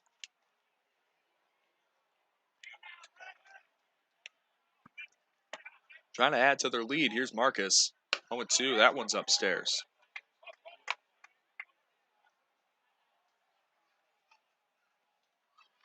And Cadiano, after 2 base hits early in at-bats, is honed in, got a strikeout, and finds himself still ahead of Marcus here.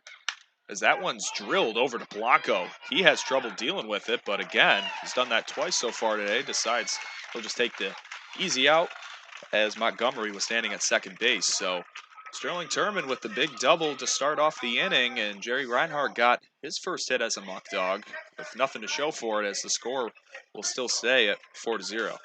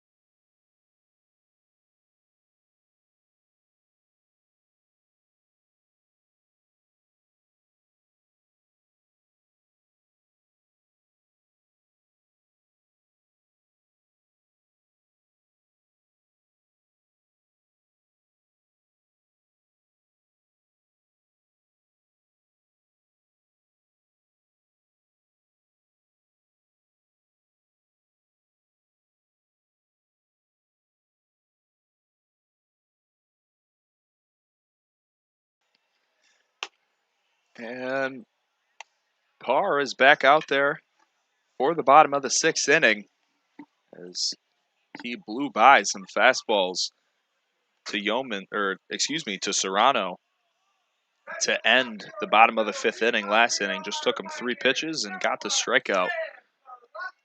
Has that nice low 90s fastball that is absolutely his favorite pitch to throw. As we saw it in the last inning. Let's see what sequence he goes to leadoff hitter Sam Polanco, who has struck out in both of his at-bats so far today.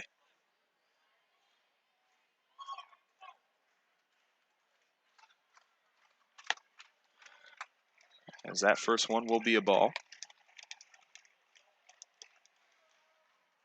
Looking down, still seems like there's a pretty good crowd out here at Dunn Field, as Elmira is always a top 5 organization in the country in terms of attendance, and always is at the top of specifically the Perfect Game League in attendance, as people here in Elmira have loved what Robbie Nichols and Miss Nelly have done with Can USA Sports in the past 10 years now that they've owned the team. As a fake bunt attempt by Polanco had Sarmiento coming in, and he pulls back, and it's going to be called a strike by Parr with the slider. And Parr delivers, changing his sequence now, going a little bit more fast tempo. When he had Trimble at second base last inning, was really just going with his own flow, just trying to get into the game, and now he's just stepping on the rubber. He's ready to go. We've seen that with all of our pitchers up to this point for both teams, just really commanding their presence on the mound and not making hitters on both sides feel comfortable whatsoever. As the 2-2 for Parr is thrown, and that one's looped out. Sorry, Mento, that's going to be a tough play for him, but he will range over, backpedal, and makes the first out.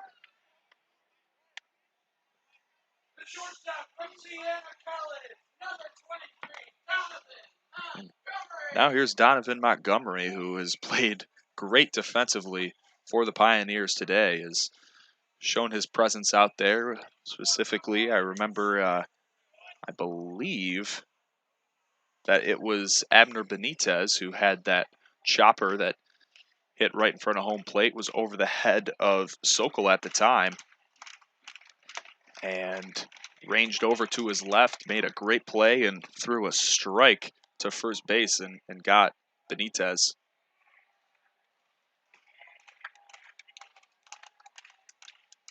As there's a big swing by Montgomery.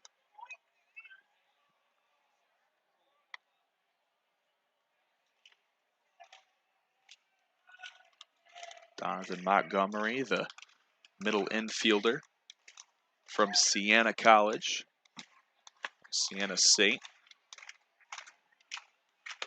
As that one just missed. Outside corner. As both Pichardo and Parr so far have really shown great command, especially towards the outer half of the plate. Something that has proven to be very effective for them, with Elmira only mustering up 3 hits so far. As there's a slider that was right in that same spot. And now with a 2-2 count, Parr is trying to get his second out here in the bottom of the 6th inning.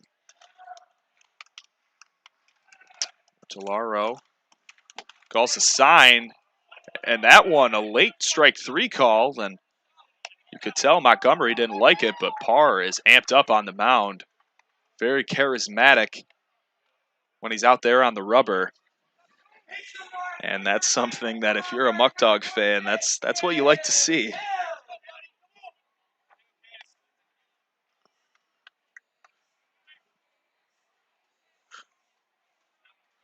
So Polanco and Montgomery are retired in order. Now here's big first baseman Cam Hill.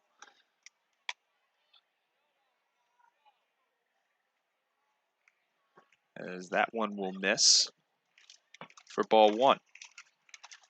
Parr again is just exclusively out of the stretch, not from the full. Many of the Muckdogs this year actually are just right out of the stretch. As Hill, the Auburn Tiger, is up 2-0. That one's upstairs for ball 3.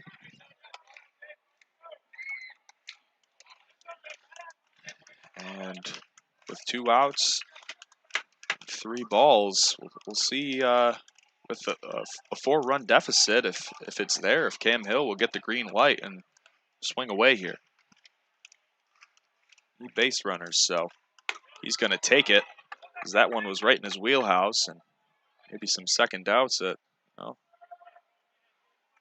would have been a bad idea to swing and try to get something going. Maybe Parr wasn't expecting that. As there's another one. That one's a great opposite field hit by Hill, as that is smoked into left field, right over the head of Sarmiento, as Hill will pick up his first hit as a Pioneer. So back-to-back Auburn Tigers in the order. Ben Shore, the catcher, will now come up. In his 2 at-bats so far today, he had a strikeout in the 2nd inning and then had a single. That was, again, a nice piece of hitting, as the Auburn Tigers trying to piece something together against Andrew Parr.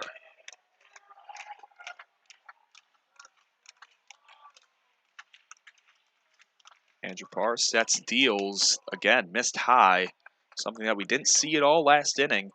He was full steam ahead, and now the past few guys, that command is lacking a little bit.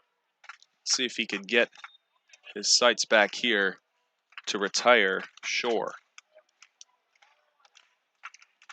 There's a nice pitch that's fouled away to the left side by Shore.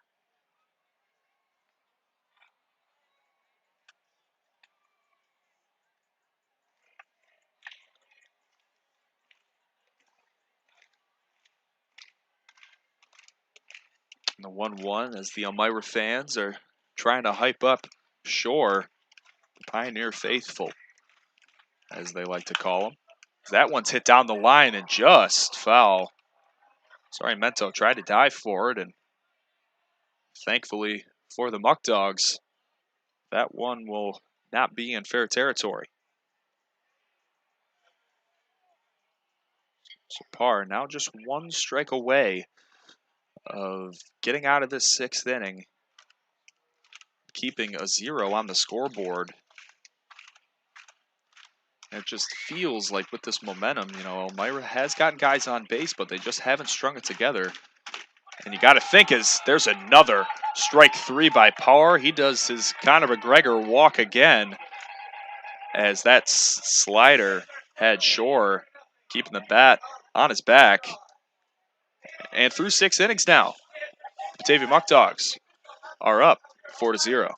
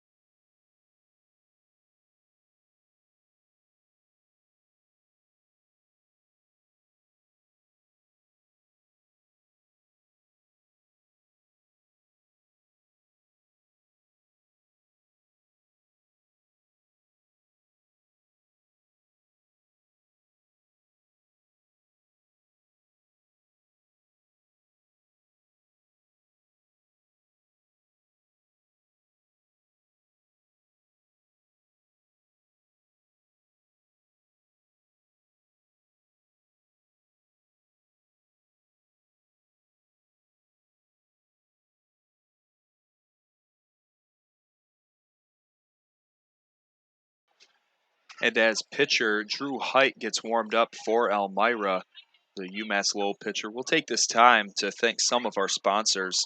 Batavia Downs Gaming, Ficarella's Pizza, Alex's Place, Eli Fish Brewing Company, Noah Hoy Chiropractic, Tompkins Bank of Castile, United Memorial Medical Center, and New York 529 College Savings.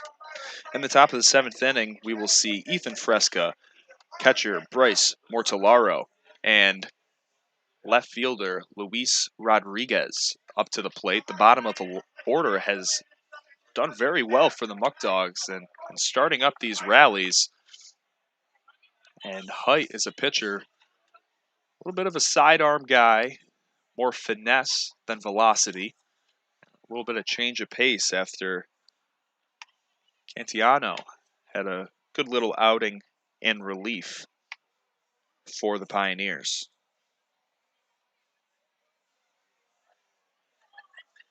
Again, like I've mentioned before, tomorrow night will be the Muckdogs home opener, June 4th, at Dwyer Stadium against Elmira again. These two teams play each other a bunch throughout this 2021 season, and I just counted. This is the first of 8 trips that the Muckdogs will take to Dunn Field this season. That one a little bit off the mark by Shore on the throwdown. Tries to get that out now instead of in a game, but walking up now will actually be a pinch hitter in Caden Walton, the second baseman, from Colorado Christian University. The 5'11", 180-pound second baseman just finished up his first year there and is getting his first at-bat as a Muckdog, replacing Ethan Fresca.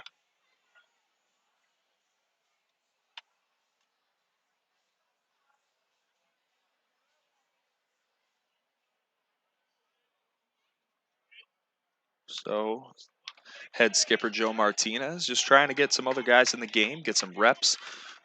Both Fresca and Walton play second base, so it'll be interesting to see who will have that spot for the game tomorrow night. As Walton, that second pitch will go to the backstop.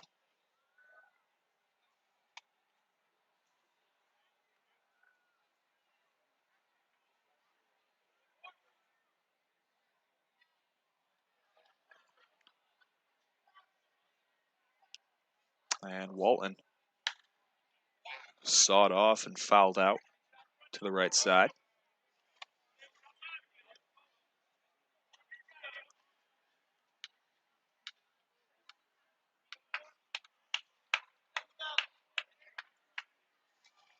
That one, the slider outside.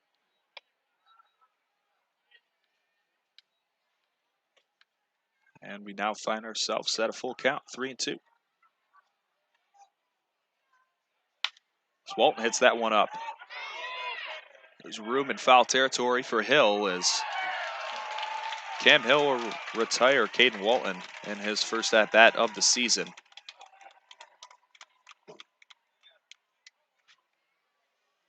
Drew Height gets the out.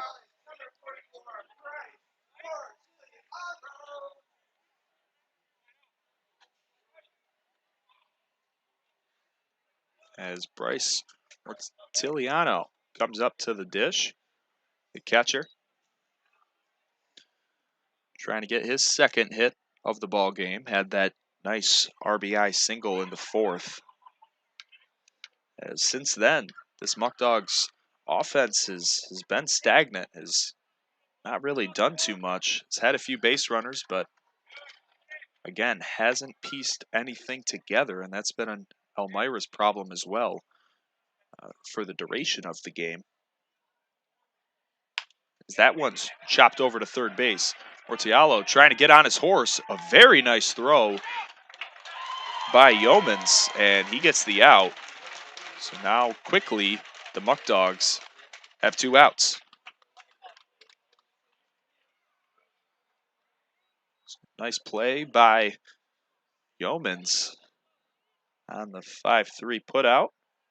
And Walton with the foul ground pop fly out to the first baseman Hill. And now we also have another pinch hitter in the form of Christian Robinson, a speedy outfielder, will come in place and play left field for Luis Rodriguez.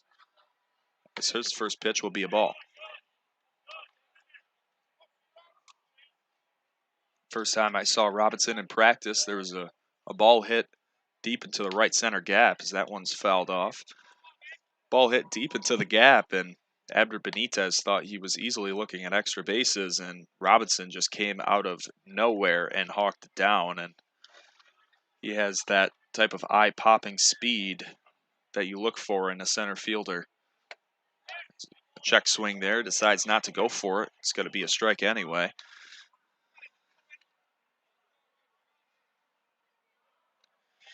Christian Robinson, the 6'2", 180-pound outfielder, spent this last year at Clark State College. COVID freshman is another foul ball for number 2.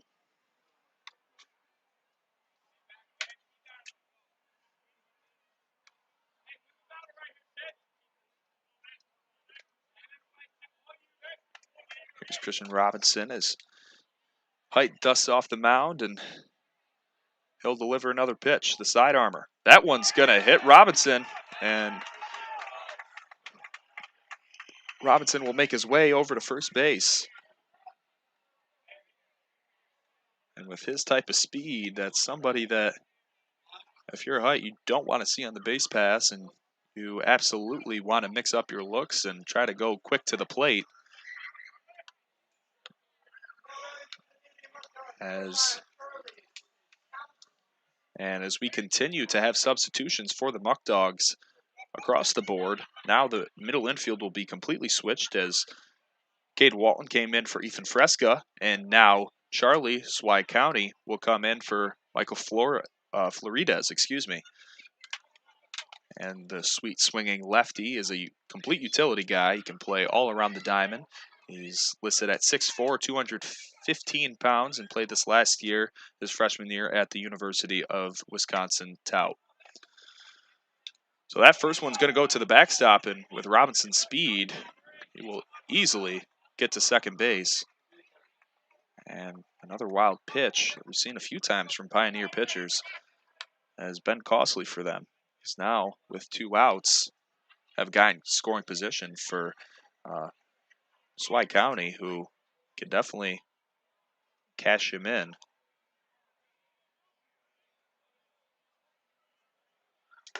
as that one clips the outside corner.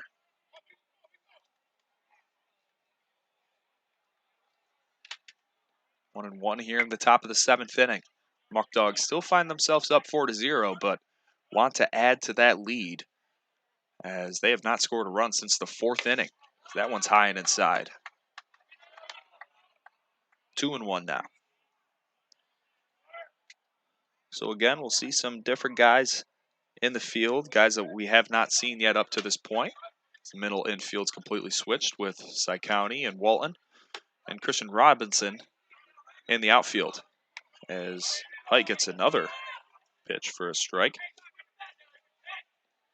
2-2 with 2 outs in the top of the 7th.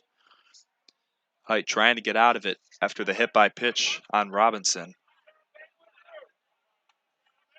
Let's put another 0 on the scoreboard. That'd be the 3rd in a row for the Muckdogs, as that one's way inside again. Endangering, almost putting Cy County on base as well via the hit by pitch. Now he finds himself full with 2 outs, and Robinson will definitely be in motion with his speed. And as he goes, Cy County, there's a pop fly that's hit out to the backstop, and with so much room back there, there was no way that Shore was going to get there, but still did not find the seats as Robinson was on the move as well, and he'll scatter back to second base.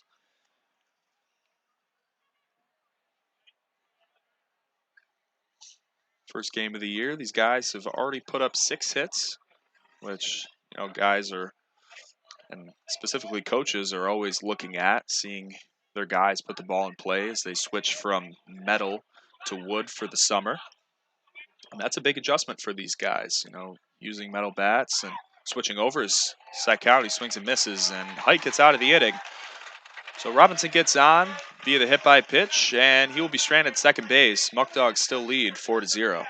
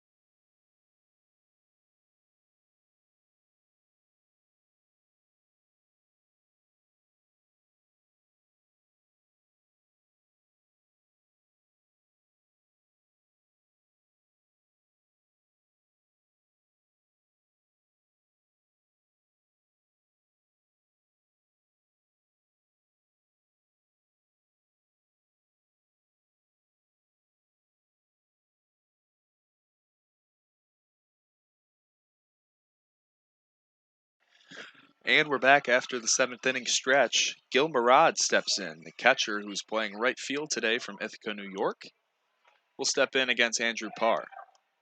And Parr's first pitch, slider, is called for a strike. Have 2 guys up in the bullpen for Batavia. Right-hander number 52, Carlos Rodriguez, is just stretching, and who's actually throwing is number 28, A.J. Winger, pitcher from Texas Southern, who kind of similar to how Height threw last inning, a little bit of a sidearm guy. We'll probably see him first. Is that one? Could have almost caught that one.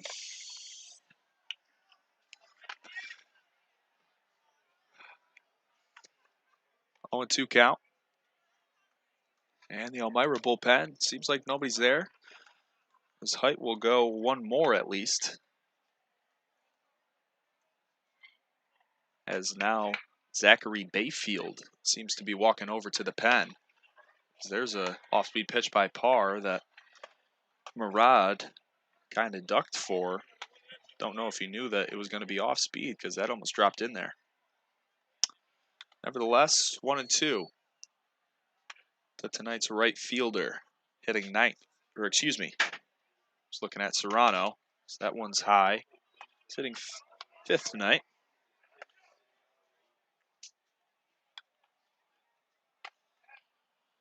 Who has walked, got caught stealing, and struck out. That one, check swing. They appeal to first, and, well, they didn't give it the light of day because the first base umpire didn't even make a call. 3-2 now. As Murad trying to start something for the Pioneers. As that one is lifted out to left field, Marcus makes a move over to his right for out number one.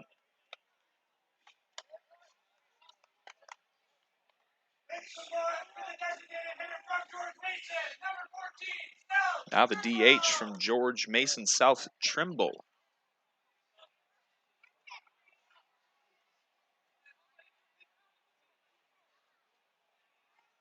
He'll step in today. He also has a base knock and a fly out to right field. That's his first pitch.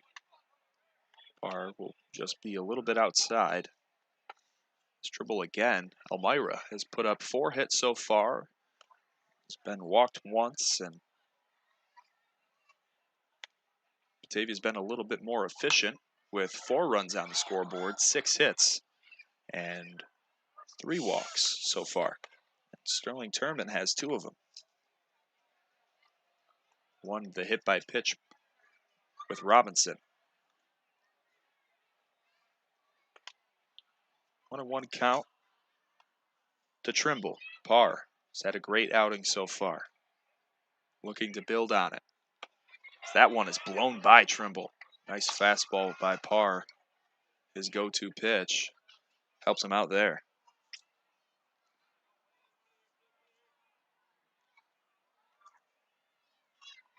And again for Parr. Fastball, that one was check swung at. You're going to see the appeal. And they're going to call him out. Trimble the check swing. Looked up here that he went around. Trimble didn't like it. His third base coach was telling him to get back in the dugout as Parr picks up another strikeout.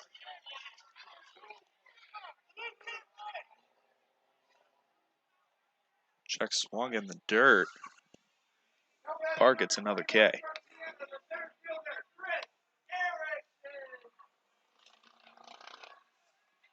Parr trying to go 1-2-3 here in the bottom of the 7th.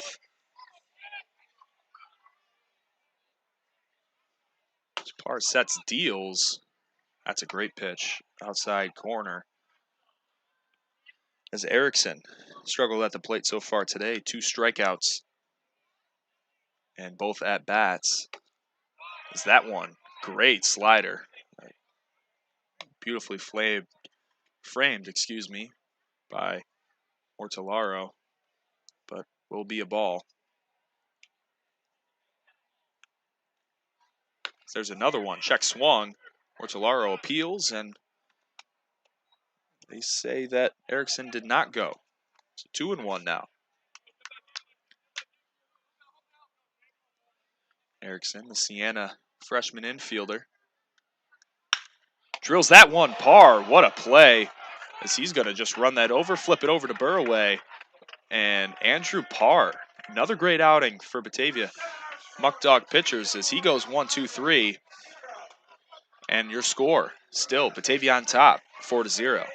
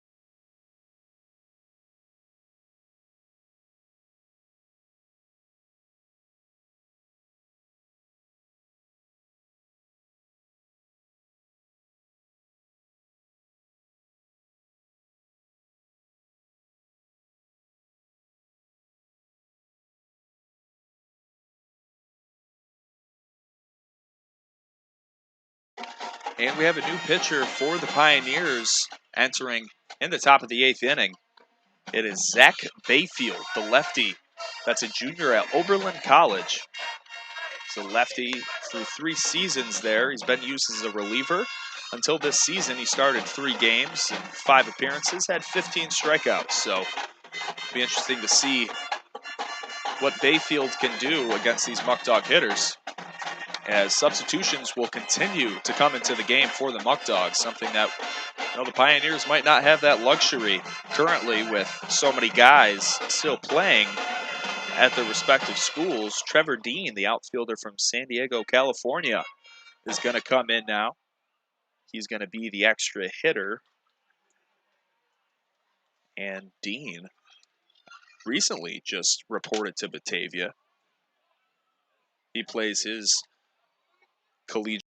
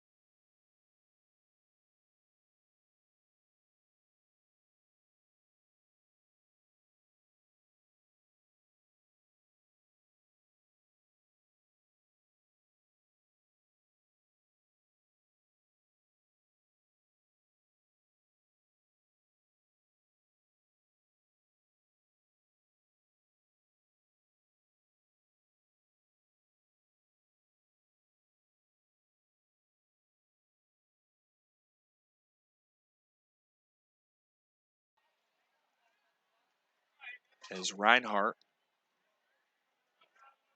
with the infield in here. The University of Akron zip. That one's inside, and that's going to be called for a ball to even it up now. Or excuse me, it's going to be a full count now with the infield in. 2 runners on with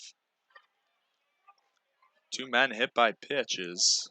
With Bayfield, a little arid throwing right now. That one's going to be popped up behind home plate. It's going to be a play that Shore is going to make.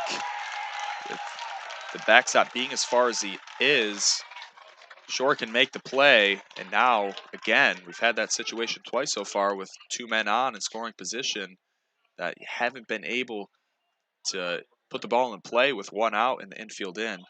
So now with 2 down, the third baseman, Ethan Sarmiento, is going to come up.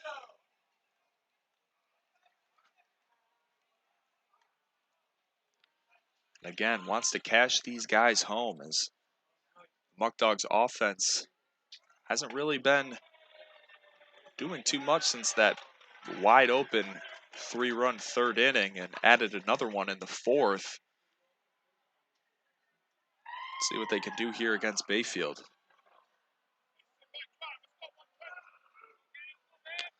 As Dean was the first batter of the inning, he got hit by a pitch. Burraway then grounded one to Bayfield. He checked Dean, who made it to second on the wild pitch, and just threw it over to first for the first out. Sterling Turman was then hit for his 3rd walk of the ball game already. Guy that will get on base any way he can is Sarmiento hits one deep down the line towards the bullpen, out and left to even it up at 1-1. And Sarmiento wants to come up clutch here for the Muckdogs. 2 runners on. Jerry Reinhardt popped up behind home plate as that one's way inside. Almost loaded the bases with another hit by pitch. And now Sarmiento finds himself ahead 2-1.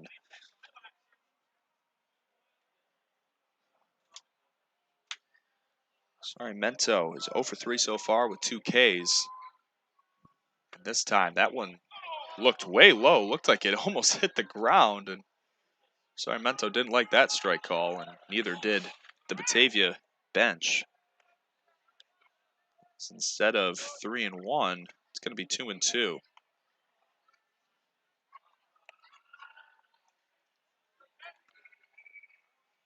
Two-strike approach here for Sarmiento. He fouls one back. Bayfield is kind of honed in after a few arid throws that got past Shore, and after hitting a few batters, he's honed back in. And swing and a miss. That's going to be inning over. Sarmiento goes down on strikes. The left-hander from Oberlin College, Zach Bayfield, gets out of it. Muckdogs are still up 4-0.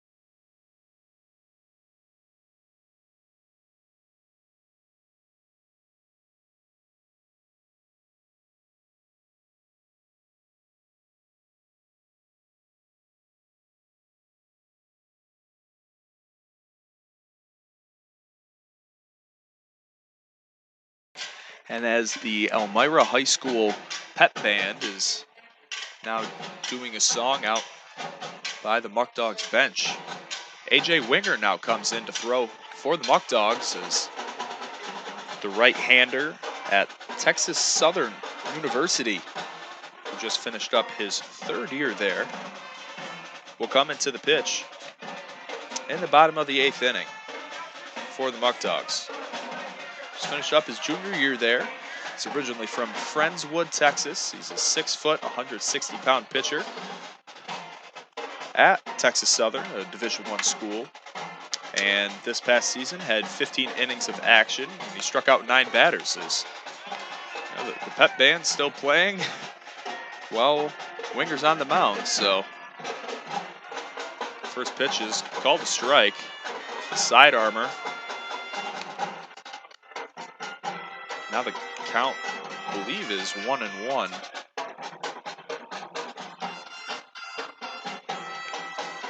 To Yeomans. Yeomans hits one out to the right side. Caden Walton throws it over, and Burway gloves it for out number 1. As the Elmira band finished their song, and we're back. So, now up to the plate will be Kevin Serrano. It's interesting to see that as Batavia has brought in a lot of other substitutions and guys to come in and get some action, Elmira staying pat with what they have, and maybe that's because of their deficit right now, but Winger, there's a broken bat. That one's flared out to Walton. He has to make a good throw, and he does. As Caden Walton, 2 straight batters, has made plays and made the 4-3 putout. As now, the top of the order, back to Sam Polanco, who is 0 for 3. And Winger has gotten 2 quick outs here in the bottom of the 3rd inning. Seen great performances from these Muckdog pitchers today, starting with Julian Pichardo, who had 9 strikeouts, and Andrew Parr, who had a good amount as well. He finished with 4 strikeouts of his own.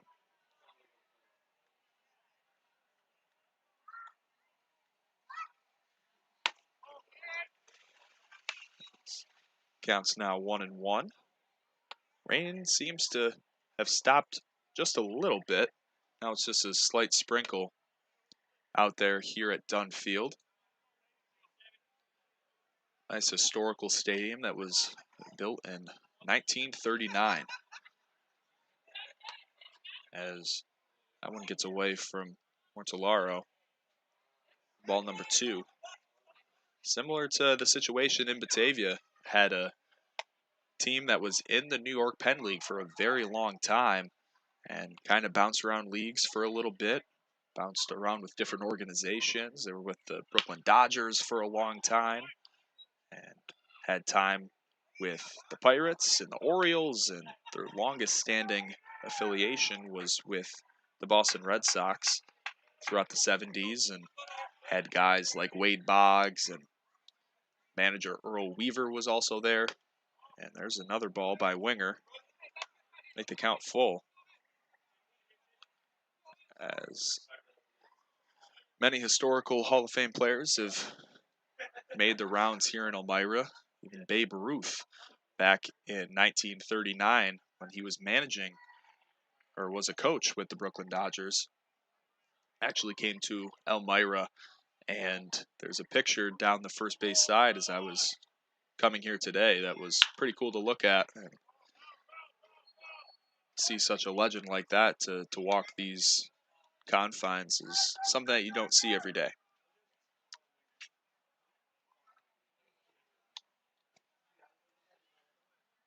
So Polanco, full count, 2 outs in the bottom of the 8th inning. Winger trying to go 1-2-3, just like how Parr did in his first time, and there's another strikeout. A.J. Winger comes in, goes 1-2-3. Polanco with his 3rd strikeout of the day, as the Batavia pitchers have done a great job keeping the Pioneers stuck at 0.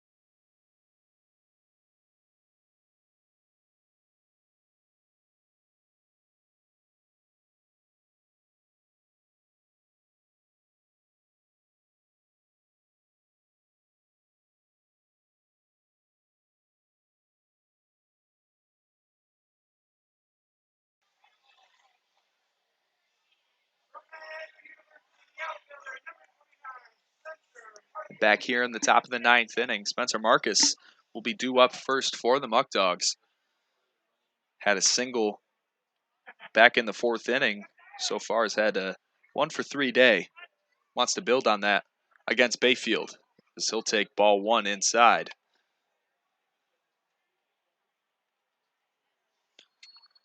As the Muckdogs have not scored a run since the 4th inning, and their pitching has been crucial for them with keeping them in this game and making sure that, even though that the offense it's not been lackluster, but has not been to the same caliber that it was earlier in the game, that this deficit has stayed pat at 4-0. Marcus wants to be the first one to change that. There's a big swing and a miss. Make the count 1-2. So Marcus, an outfielder at Niagara University. Purple Eagles. Just finished up his junior year there. Was a transfer as he hits one over to Montgomery. Montgomery, a slick shortstop as we've seen all day today. And we'll be sure to see in all of our meetings for the rest of the year. Gets the 6-3 put out for out number 1. Caden Walton comes back in. He was a substitute back in the 7th inning. Second baseman. Lines in. Bayfield. Again, after the rain kind of stops for a little bit, maybe got a little more honed in, and it's been much more effective since then. As the 1-0 is right down the middle for strike 1 in the at-bat. Caden Walton, the middle infielder. Just finished his sophomore year, and as I say that with Bayfield's command, he hits another batter. It's going to be his his 4th. As Walton will get on base for the first time this season.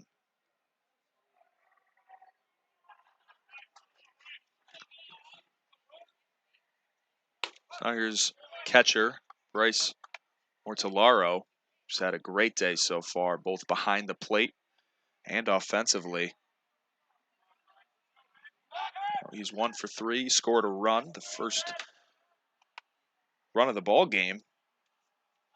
After that drop third strike that got past Shore, that would ultimately score him. And Bayfield, the junior lefty from Oberlin. Takes a ball outside.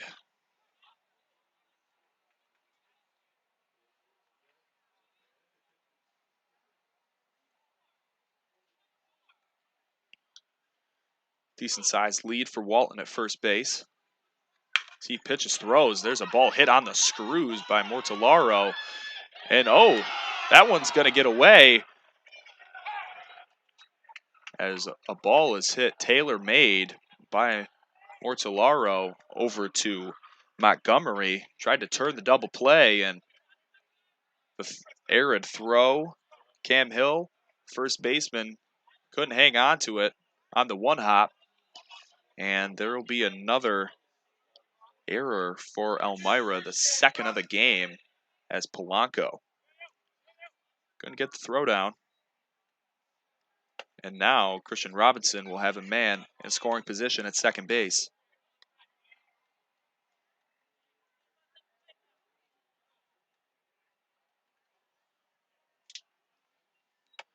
And the check swing will be a strike on Robinson. Robinson, a COVID freshman, 6'2", 175 pounds, from Cincinnati, Ohio. Played 1 year at Mississippi Valley State before transferring to Clark State. As that one's hit on the screws, that's going to go 5-hole on Yeomans. That ball was hit very hard. He just kind of jumped with it. That lip at third base got him scared and go right through his legs. So they're going to immediately call that an E5. And back-to-back errors for Elmira infielders. Something that you don't want to see if you're a Pioneer fan. But Elmira is giving all the chances in the world for Batavia to come up big here and cash in another run. That's just good experience right here for Charlie County. He takes that one for a strike.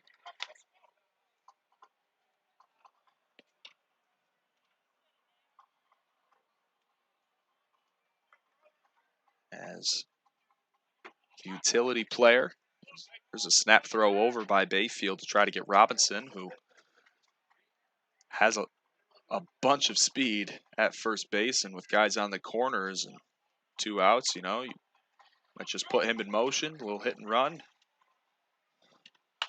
That one's sawed off, and Charlie County's going to have an RBI single, as Mortellaro's easily going to score. That one, trouble with Serrano in left field from picking it up. He tries to throw it over. Robinson with the big slide, and County's going to follow him to second base. So the errors for the Pioneers come back to bite them, as the Muckdogs, who have not scored a run since the 4th inning, put another run on the scoreboard here in the top of the 9th. As now they'll have runners in scoring position, 2 runners in scoring position, with Trevor Dean up to bat. And Dean sees one.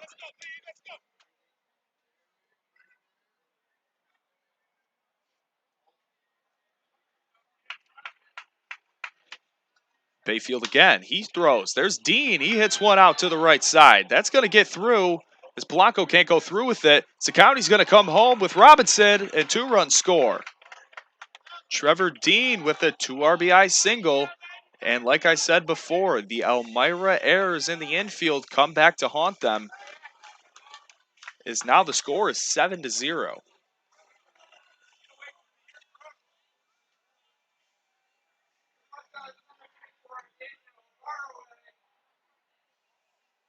Trevor Dean with a nice hit. Makes that lead even larger again with 2 outs in the inning. 7 hits for the Muckdogs and 7 runs and 3 errors for Elmira. That's not what you want to see if you're Bayfield. So there's a big swing and a miss by Burraway.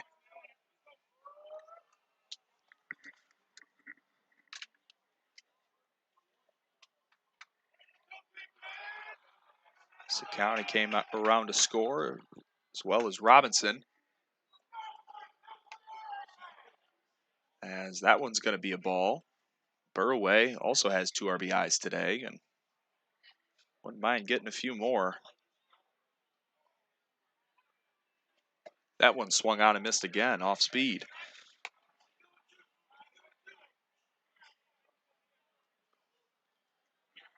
So Robertson got on with the error at third base by Yeomans and made him pay, as well as Mortellaro. It could have been the inning-ending double play, but instead turns into 3 runs here in the top of the 9th inning.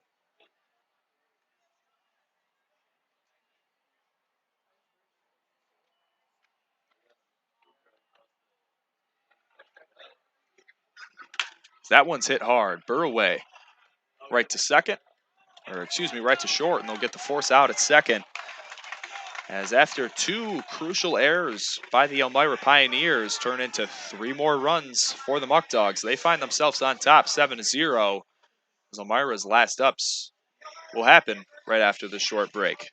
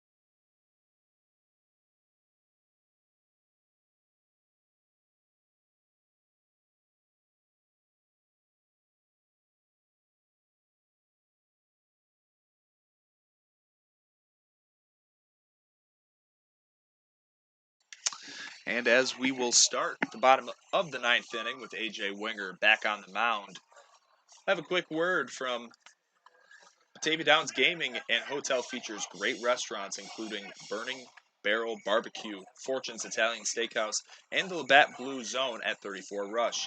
It's food and fun, just how you want it done. Batavia Downs Gaming. And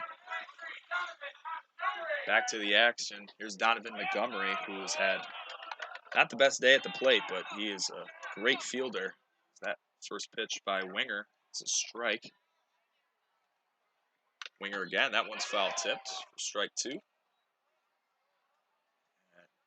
3 more runs in the top half of the 9th inning gives Winger a bunch of cushion. Even though he's had a great outing so far as a pitcher, that's just calming the nerves to know that, yep, I'm up with 7 runs, and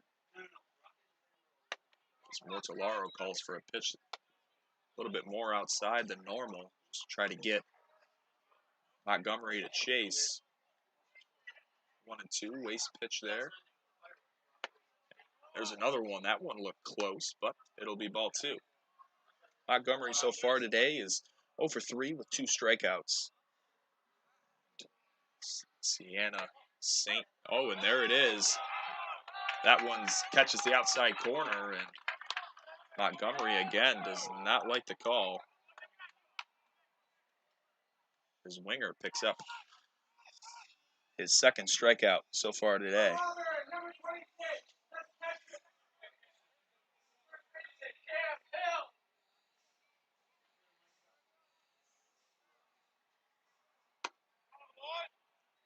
And there's ball 1 to Cam Hill, the Auburn first baseman.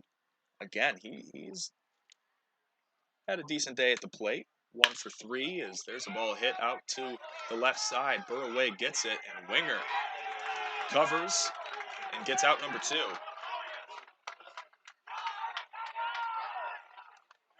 really nice play, little PFP, pitcher fielding practice right there to cover, as that ball was hit hard to Burroway, and there was no chance that he was going to be able to run that down in time to get the out. So great heads-up play by Winger on the 3-1 putout, as the Pioneers find themselves down to their final out in this 7-0 game, as the Batavia Muckdogs have proved that they are here in the perfect game and they are here to stay.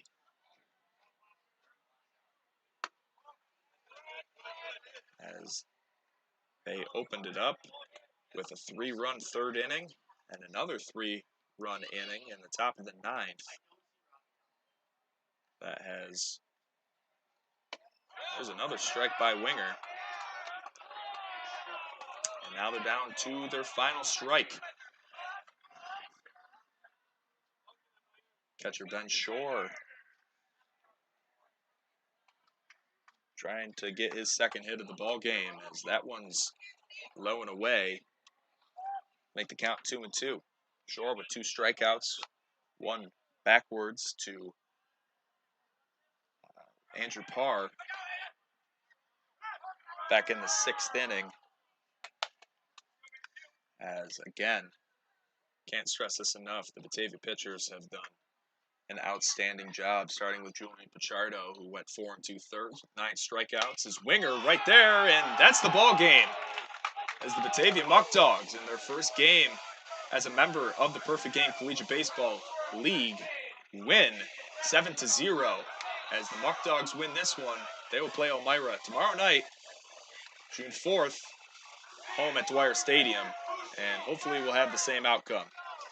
It's been a pleasure. Thank you very much in my first ever broadcast. Signing off, Griffin Della Penna. We'll see you tomorrow.